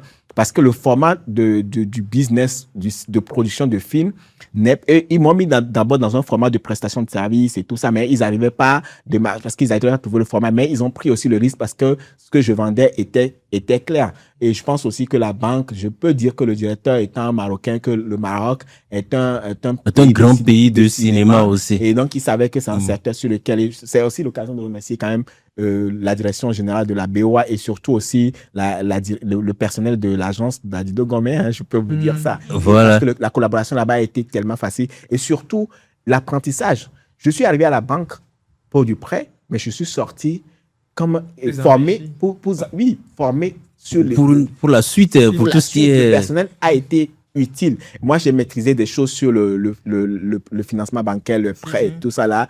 Et la documentation. C'est ça. Tout ça. Et donc, c'est une belle expérience. Et moi, je pense que l'audace de la banque aussi, c'est pas l'entrepreneur seulement qui a osé. Et aujourd'hui, la banque aussi peut se taguer d'être la banque des entrepreneurs parce que ils sont allés sur un secteur. Et aussi, c'est aussi ça aussi l'occasion que je dis, voilà, en tant qu'entrepreneur, il faut être convaincant, mais il faut être surtout sincère et sérieux avec soi. Et donc, le financement de la banque a été d'une extrême utilité, pour ne pas dire l'ultime utilité, parce que sans ça, le projet ne serait pas fait, parce que j'ai mis de l'argent de côté, mais il manquait de l'argent. Il a fallu que la banque y mette le financement nécessaire, et il a fallu aussi que moi-même, comme je l'ai dit précédemment, ait le maximum de discipline et de rigueur dans la gestion de cet argent, mes propres argent. Et donc, au final, nous sommes arrivés à cette collaboration fructueuse. Et maintenant, je peux partir à la banque et prendre 50 voire 100 millions.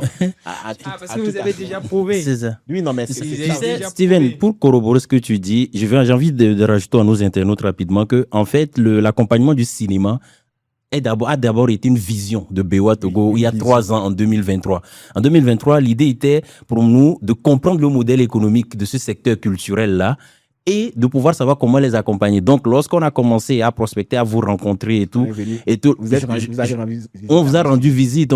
Il n'y avait pas que toi, on était allé aussi à Yobo Studio, on était allé aussi chez d'autres confrères à toi aussi. On a sponsorisé la Semaine nationale du cinéma en 2023 parce que pour nous, c'était l'une des premières actions pour montrer que non seulement on veut accompagner ce secteur avec des financements et autres, mais on se doit aussi de les accompagner en matière de sponsoring dans les événements comme ça, où ils arrivent à exprimer un certain nombre de talents et autres.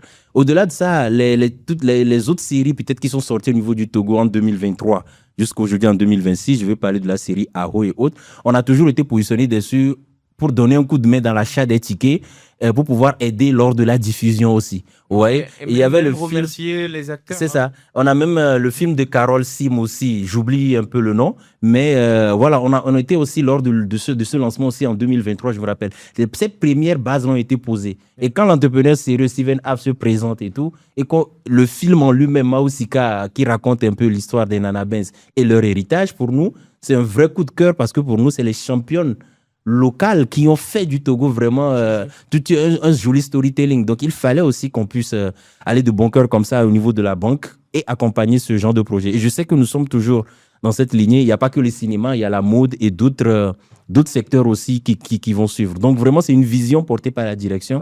Et on sait qu'aujourd'hui, on a un cas palpable, on a d'autres aussi qu'on va essayer de continuer à faire monter. Bien sûr, je vous ai réservé une surprise, vous allez voir tout à l'heure. Mais cette vision est portée par une phrase toute simple, ceux qui osent. BOA les accompagne. BOA les accompagne. Il faut garder ça. Clairement. Alors, Gaël, il faut dire que aujourd'hui, vous êtes le porteur de ce grand programme de Bank of Africa. Est-ce que vous voulez bien revenir un peu sur ce programme pour nous donner plus de détails, s'il vous plaît? Ceux qui osent, BOA les accompagne. Bank of Africa Togo, la force d'un groupe, la proximité d'un partenaire. En devenant Miss Togo en 2015, j'ai eu l'opportunité unique d'accompagner des femmes sur toute l'étendue du territoire au travers de mon projet social dénommé l'entrepreneuriat des femmes démunies. Aujourd'hui, plus de 10 ans plus tard, c'est aux côtés de Bank of Africa Togo que je réaffirme mon engagement auprès des femmes à travers le programme AQUA. AQUA, c'est un programme pensé pour accompagner des femmes entrepreneurs dans leur croissance à travers la formation, le coaching, le mentorat, le réseautage, mais aussi un accès facilité au financement. L'idée, ce n'est pas de financer pour financer, mais plutôt de donner de réelles armes en aidant des femmes à mieux structurer leur activité, renforcer leur leadership et développer des entreprises durables. Le programme sélectionnera dans une première cohorte 10 femmes à fort potentiel, 7 dans les bases de Bank of Africa Togo et 3 en dehors. Elles bénéficieront d'un accompagnement personnalisé tout au long du parcours. À travers cette initiative, Bank of Africa Togo souhaite faire émerger une nouvelle génération de femmes leaders et célébrer par la même occasion nos championnes locales. Parce que ceux qui osent, BOA les accompagne. C'est d'ailleurs un grand honneur pour moi d'être ambassadrice de ce projet-là. Je suis très fière de pouvoir être le visage de ce projet-là, de pouvoir me rendre disponible pour accompagner aux côtés de la BOA ces femmes-là à concrétiser et pourquoi pas à scaler leur business. Ah mais il faut noter que BOA, depuis 3 ans, à travers même le programme, l'événement annuel qui est reconduit à chaque fois, la rencontre entrepreneurs, la rencontre avec les femmes, il y avait déjà cette discussion, il y avait les prémices et aujourd'hui, avec ta contribution jusqu'à la naissance de ce programme, c'est une excellente nouvelle pour les femmes et Khalid d'ailleurs. Oui, clairement, moi je conçois totalement ce que Gaël dit. Comme tu l'as dit, hein, formation d'abord, il faut les former. Structuration, les préparer et après maintenant on les prépare à quoi? Au financement. Et oui, bien sûr, cette première cohorte démarre avec 10, mais il y a un formulaire directement qu'on va ouvrir, donc forcément que tu vas piloter, Gaël, entre mai et octobre normalement, pour faire inscrire le maximum possible, en tout cas toutes les dames qui sont intéressées par le programme. Et à la fin maintenant de la partie de ce questionnaire, de ce formulaire-là, pouvoir sélectionner les dames qui vont faire partie de la prochaine cohorte. Ce n'est jamais fermé. D'autres seront prêtes dans 1 an, d'autres seront prêtes dans 2 ans. Mais ce qui est sûr, le programme existe et avec un accompagnement ou bien une structuration ou même des conseils pratiques, par exemple, venant de ton niveau de l'ambassadrice et même du personnel de BOA. Les chargés clientèle, PME, PMI qui existent, le directeur MID. On a mis en place tout un écosystème, ressources humaines, qui va accompagner efficacement ces femmes. Donc, quand je parle de ressources humaines, toi-même, tu es dedans parce que tu es l'ambassadrice de ce...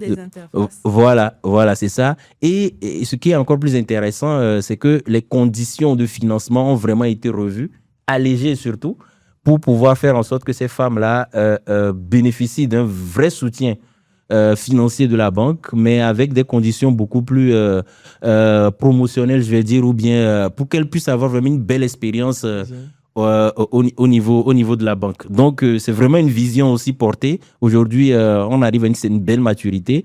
On va encore voir les années qui vont suivre ce que cela pourra donner, mais on est confiant et on sait que voilà, avec des personnes aussi engagées que toi, on va clairement y arriver, quoi. Et c'est une bonne initiative parce que aujourd'hui, avec toutes les craintes qu'on connaît des entrepreneurs qui n'osent pas franchir le pas d'aller faire des prêts, c'est une très, très bonne initiative.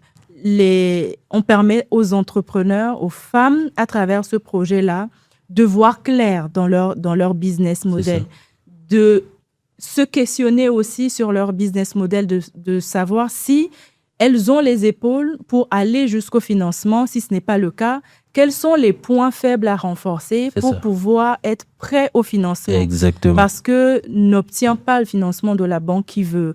C'est pas parce que la banque a de l'argent qu'on doit le mettre à disposition de tout le monde. Et d'ailleurs, heureusement, parce que si on vous met à disposition des fonds que vous n'êtes pas capable de gérer, c'est plus de problèmes qu'autre chose. Et aujourd'hui, la démarche de la banque, ce n'est pas d'offrir des prêts, donner pour donner, mais c'est de donner et d'accompagner les femmes à avoir des résultats qui sont vraiment concrets. Et c'est pour ça que la phase de formation et de structuration sont hyper importantes. Et la cerise sur le gâteau, c'est vraiment les championnes locales. C'est de pouvoir montrer qu'au Togo aussi, on a des femmes qui portent une résilience et qui peuvent réussir. Et ça passe clairement déjà aussi par... Mais Kali, tu dis au Togo aussi, mais la force de la femme togolaise, elle est bien connue dans la sous-région. Hein. Totalement. Les femmes, quand elles arrivent, enfin les femmes d'autres pays de la sous-région, quand elles arrivent au Togo, des fois, tu les vois s'exclamer en disant « mais j'ai croisé une dame dans la rue, elle avait son bébé au dos, sa marchandise sur la tête ». Comment elles font? En fait, c'est ça. Ça date même pas d'aujourd'hui. Ça date pas d'aujourd'hui. Raph l'a bien illustré avec son dernier film.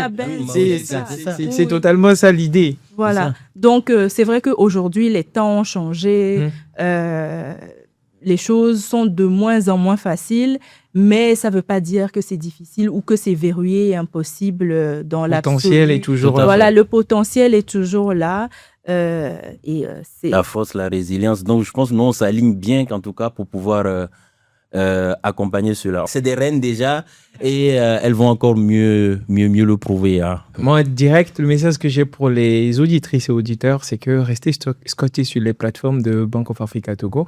Et si vous n'avez pas encore un compte, dépêchez-vous de le faire parce que la sélection, c'est pour bientôt. Et voilà, ça va continuer. Et on espère bien que vous ferez partie des championnes. C'est ça. Approchez-vous de nos agences. Dans toutes nos agences, on a des chargés clientèle PME, PMI, comme nous appelons les MID, qui sont là pour vous accompagner. L'expérience de Steven Aff le prouve. Il a dit à Didogome, il a déjà cité une agence championne. Donc, ce qui fait toutes nos agences d'ailleurs même. Moi, s'il y a une note à donner à cette agence-là, je ne sais pas de la je ne sais pas si ça compte, si je peux faire une plaidoirie pour que le personnel que je connais à la BOA Didogome soit promu. Je le ferai parce que vous ne pouvez pas imaginer. On parle de ma collaboration avec la banque, mais je peux vous garantir que ça n'a pas été seulement mes efforts ou mes capacités, mais ça a été la communication, l'accompagnement, que le responsable d'agence, le chargé de mon compte. Et je ne sais pas, mais je prendrai un rendez-vous avec le DG pour venir parler du personnel de l'agence BOA Didogome. Vous savez, on se plaint dans comment les gens fonctionnent dans certaines entreprises, sociétés de la place. Mais ce que j'ai vécu depuis 3 ans avec ce personnel-là, même aujourd'hui, le service de qualité. Non, un service, moi, je n'ai pas eu d'expérience de toute ma vie qui est un service de qualité de ce que j'ai vécu avec le personnel de la banque, agence Didogome. Je peux vous dire, notez ça et tenez en compte. En fait. Ça, je confirme. De toute façon, il parle de l'agence d'Adidogome. Moi, je te parlais de l'agence de Edranawe la dernière fois. Franchement, on se sent bien. On a toujours cette appréhension d'arriver en banque, d'être stressé, de ne pas savoir quoi faire, vers quel formulaire aller, ou signer, quoi remplir. On se sent bien. On est très bien accompagné. Moi, mon gestionnaire de compte, je l'appelle tout le temps pour tout et pour rien. Alors que d'habitude, c'est pas évident, quoi. C'est comme si c'était mon ami, alors que en tout cas, la relation est parfaite. Excellent. Belle expérience client. On s'efforce. C'est devenu une culture, l'excellence. Mention spéciale à tout le personnel. Oui, c'est ça. C'est la culture d'excellence vraiment qu'on a essayé d'instaurer depuis quelques années. Et ça porte ses fruits. Excellent. En tout cas, c'est bien de vous avoir. C'est aussi bien de reconnaître ce travail-là fourni. Tout à l'heure, je vous disais que j'avais une surprise pour vous parce qu'il n'y a pas que vous. Il y a aussi un autre ambassadeur, vous l'avez rencontré plus tôt. Voilà, malheureusement, il n'a pas pu être avec nous, mais il a tenu à faire passer un message. Non seulement pour vous, mais aussi pour les gens qui nous écoutent. Donc, si vous permettez, nous allons ensemble regarder son message.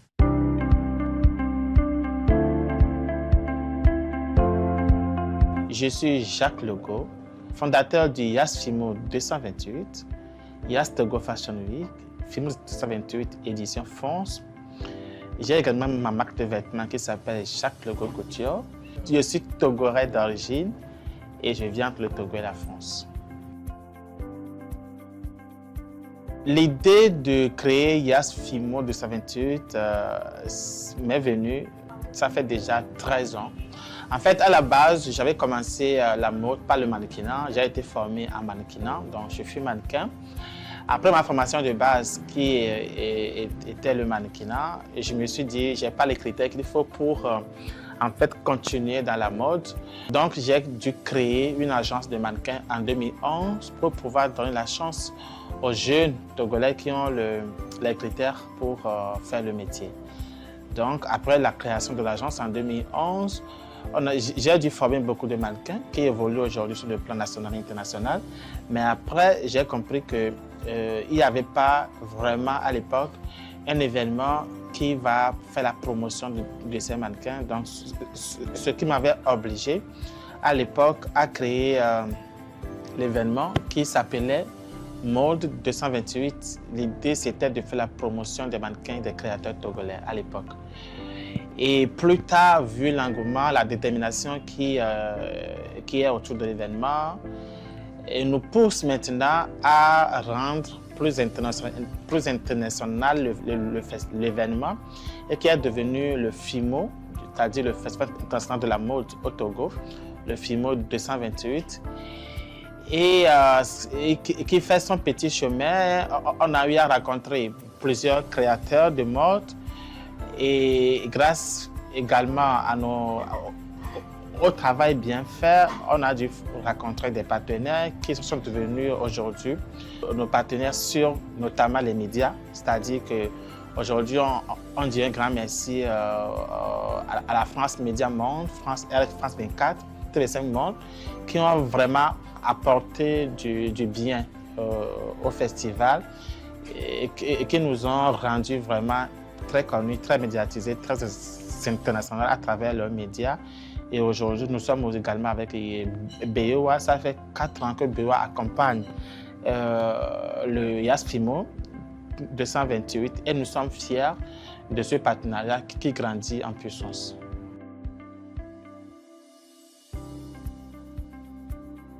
Depuis le commencement de ce projet, nous avions eu ce besoin parce qu'on ne peut pas organiser un festival international qui ramène plusieurs créateurs, plusieurs mannequins, plusieurs médias dans le pays sans avoir un partenaire financier.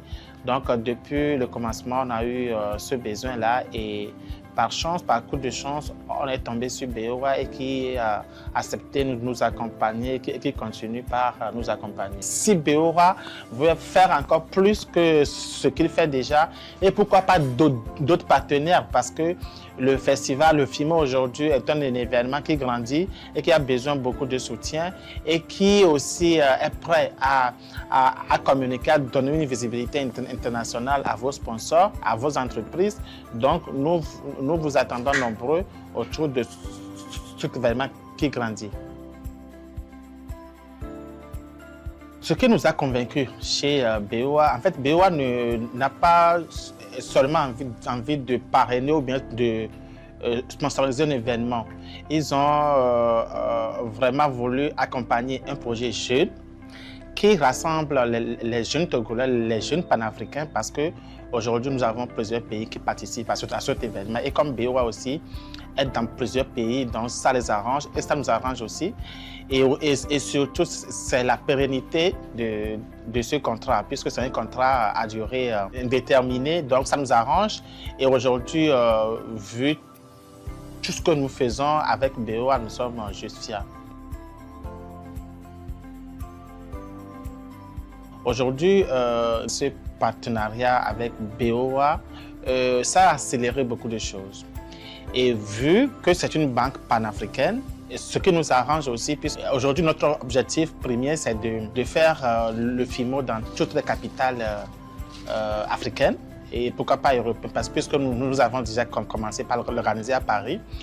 Sur BOA, ce projet pourrait être réalisé en partenariat avec eux. Et bien sûr, notamment d'autres partenaires qui sont prêts à nous accompagner. Nous sommes ouverts, donc venons, on va discuter.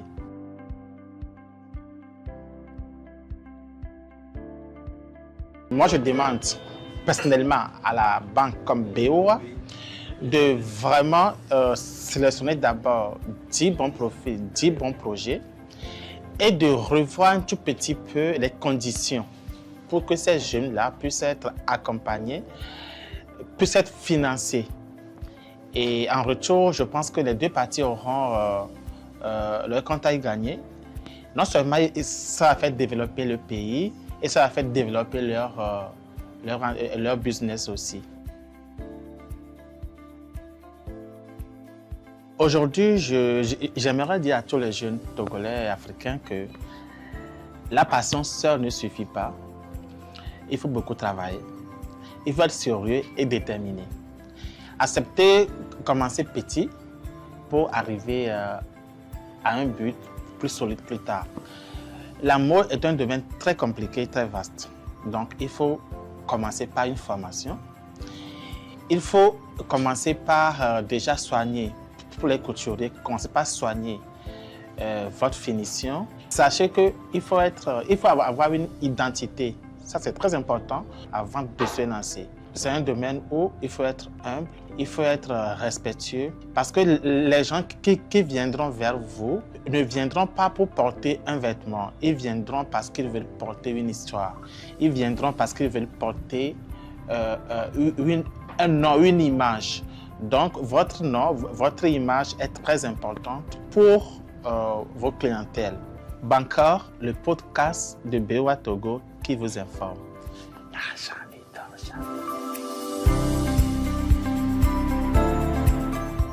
Ah, très, très édifiant. Merci beaucoup, Jacques Logo. Qu'est-ce que vous pensez de ces Moi, déjà, messages? Jacques, je suis très fier de lui. Okay. Extrêmement fier parce que moi, je l'ai vu à ses débuts. Moi, il est venu me voir dès les premières éditions de son événement pour solliciter mon concours, pour l'accompagner sur le plan production vidéo, communication et tout.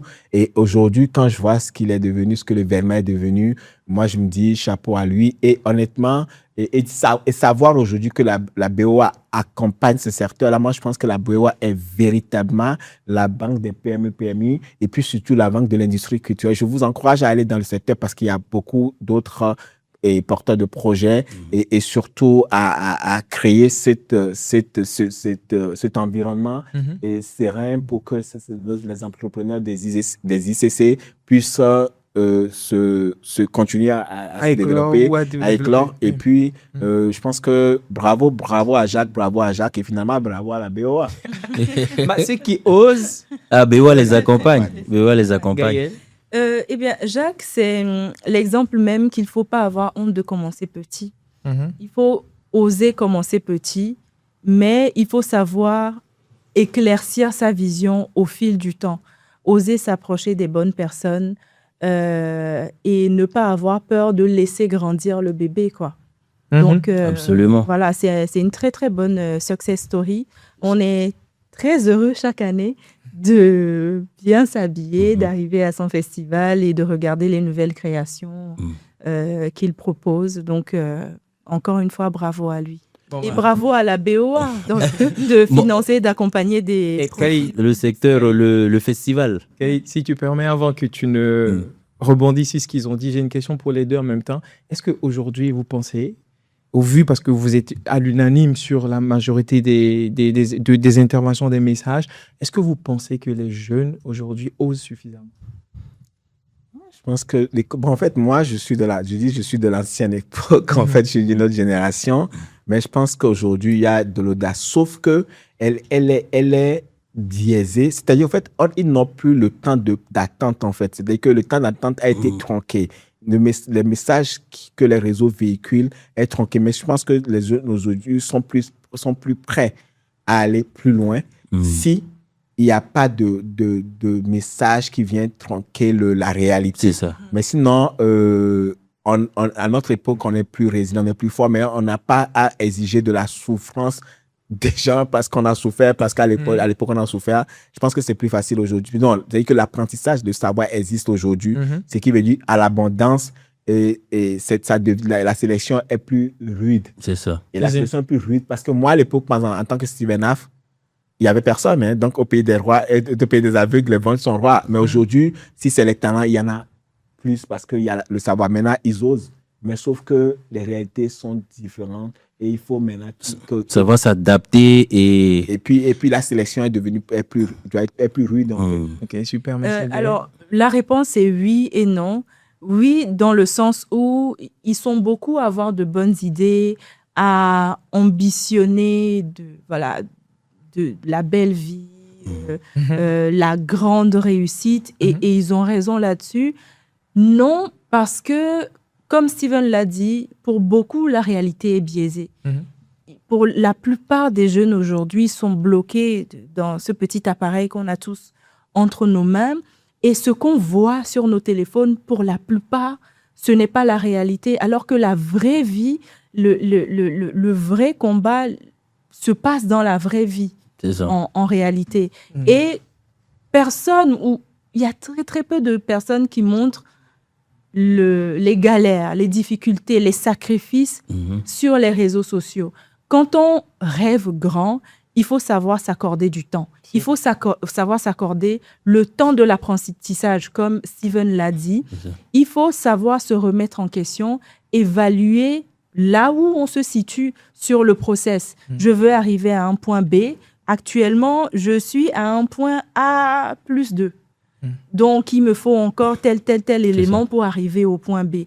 Et cette analyse-là, tous les jeunes ne l'ont pas encore. Ils pensent ou peut-être ils ont quelques acquis, donc tout doit leur être dû, ça doit être facile parce que pour un tel, c'est facile, alors que le un tel en question, il ne montre que la partie visible de l'iceberg. C'est ça. Donc, moi, si je dois dire quelque chose aux jeunes d'aujourd'hui, c'est de ne pas avoir peur de souffrir. La souffrance ou la difficulté, ce n'est pas l'ennemi qu'on nous a décrit, non. C'est même bien de souffrir, d'aller dans la boue un peu, de prendre Zem de temps en temps, de marcher à pied. Les sacrifices. De sacrifier quelques facilités pour investir dans la vision, pour travailler, pour se donner les épaules aussi. Parce que parfois, on veut avoir de grandes choses, mais on a encore les épaules faibles. Mais la réalité va les rattraper de cette façon. Moi, je reste là et je souris parce que c'est que la réalité va rattraper. Et quand la réalité rattrape, c'est-à-dire que quand la route devient dure, seul Dieu continue le chemin. Mais c'est ça, c'est une citation que... Quand la route devient dure, seul Dieu continue le chemin. C'est-à-dire que moi, en fait, je me dis... Même à mon fils, je dis, si tu échoues en classe, c'est pas un problème, tu reprends l'année prochaine. C'est pas comme si tu dois échouer, tu reprends l'année prochaine. C'est que la réalité va les rattraper et c'est là où Gaël a raison. On croit que ça va être facile, mais ça ne sera pas facile. Et ça ne changera pas. Réussir demande énormément d'investissement de soi. Donc, du coup, et comme le dirait l'autre, quand tu demandes à Dieu de bénir ta récolte, ne sois pas surpris d'avoir la pluie, quoi. C'est ça. Donc, la difficulté fait partie du jeu et il faut savoir s'adapter pour pouvoir se rôder, pour porter les réussites à paix, parce que la réussite aussi vient avec ses parts d'ombre. Alors, Khalid, tu as quelque chose? Oui, en tout cas, sur la question de Jacques, en tout cas, bravo aussi à lui.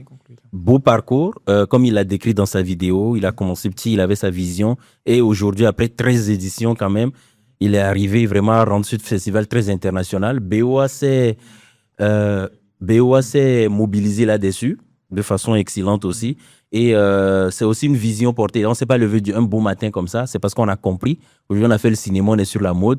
Et Jacques, aujourd'hui, nous aide, nous permet aussi aujourd'hui à savoir qu'il y a un champion local comme lui qui est là, qui peut aussi mieux nous orienter et aider la banque aussi à mieux accompagner ce secteur. Et je sais qu'il y a d'autres secteurs culturels aussi qui existent. Donc, on y arrive et je pense que tant que cette vision, cette volonté existe au niveau de la direction, nous allons toujours, on va toujours y arriver. Et pour l'audace, franchement, même Bank of Africa, pas encore le podcast là, c'est le fruit d'une audace au niveau de l'équipe communication. Donc, nous aussi, on a osé.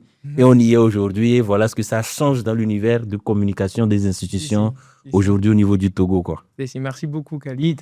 Alors, du coup, merci pour vos interventions. Avant de conclure, j'aimerais que chacun laisse un message à celles et ceux qui nous regardent. On va commencer par Steven Af. Quel message donneriez-vous à un jeune qui hésite encore à se lancer aujourd'hui? Moi, je pense que le message, c'est d'abord, comme je l'ai dit, quoi que tu rêves d'entreprendre, commence-le. L'audace a du génie et l'audace a de la magie. Et moi, je pense aussi de s'imposer une discipline. Je demande aux jeunes de s'imposer une discipline, mais de savoir que le chemin peut être long, parfois très long, mais de persévérer et de rester focus et d'arriver jusqu'au bout. Et il n'y a pas de réussite sans effort. Si. Moi, c'est tout ce que j'ai à dire. Il n'y a pas de réussite sans effort et que personne ne vous trompe. Il n'y a pas de baguette magique quand on entreprend. Il n'y a que le travail, la persévérance et la résilience et surtout la discipline pour pouvoir réussir. C'est tout ce que moi je peux. Super. Merci beaucoup, Gaël. Quel message adresserez-vous aux femmes entrepreneurs? Voilà. Oui. Si tu ne me l'avais pas précisé, mon message, il était de toute façon à l'endroit des femmes. Ce que j'ai envie de dire aux femmes aujourd'hui, c'est qu'elles sont fortes. Voilà. Je sais que en tant que femme, ce n'est pas évident tous les jours. Il y a des moments où on doute de notre potentiel, où on ne sait pas où on va parfois, où on a l'impression d'être seul parce que les réalités qu'on traverse en tant que femme, nous seuls les connaissons et pouvons les décrire clairement. Et ce que j'ai à vous dire, c'est de vous faire confiance. Faites-vous confiance, vous êtes forte, vous êtes intelligente, vous êtes belle. Et Dieu a mis quelque chose en nous qui fait que tout ce qu'on touche, on peut le transformer en or. Donc, faites-vous confiance. Bank of Africa, en tout cas, est à vos côtés. Je me rendrai personnellement disponible aussi pour pouvoir accompagner toutes celles qui bénéficieront de ce programme-là, à être accompagnées efficacement du début jusqu'à la fin, même celles qui ne seront pas sélectionnées dans cette première cohorte. Pour les prochaines, toutes celles qui auront besoin d'informations, d'accompagnement, mes réseaux sociaux sont disponibles. Je suis disponible pour vous accompagner. Encore une fois, ayez confiance en vous. Moi, j'ai confiance en vous. Merci beaucoup. C'est très inspirant ce message. Khalid, si tu permets, quel message souhaiterais-tu, s'il te plaît, transmettre à tous les auditeurs et auditrices qui nous suivent au nom de Banco Pro, au nom de Bank of Africa Togo? Le message est simple, hein. Franchement, c'est toujours Bank of Africa a une volonté vraiment engagée auprès des entrepreneurs togolais. C'est un partenaire de première heure depuis pratiquement 13 ans au niveau du Togo.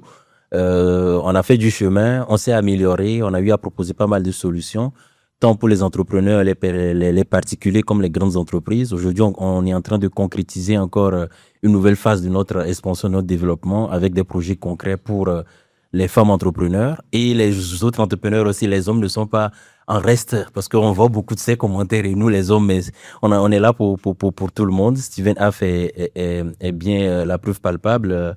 On a Jacques aussi et bien d'autres entrepreneurs aussi dont on ne cite pas forcément les noms, mais qui profitent beaucoup aussi du concours de BOA dans leur développement et bien d'autres femmes entrepreneurs aussi.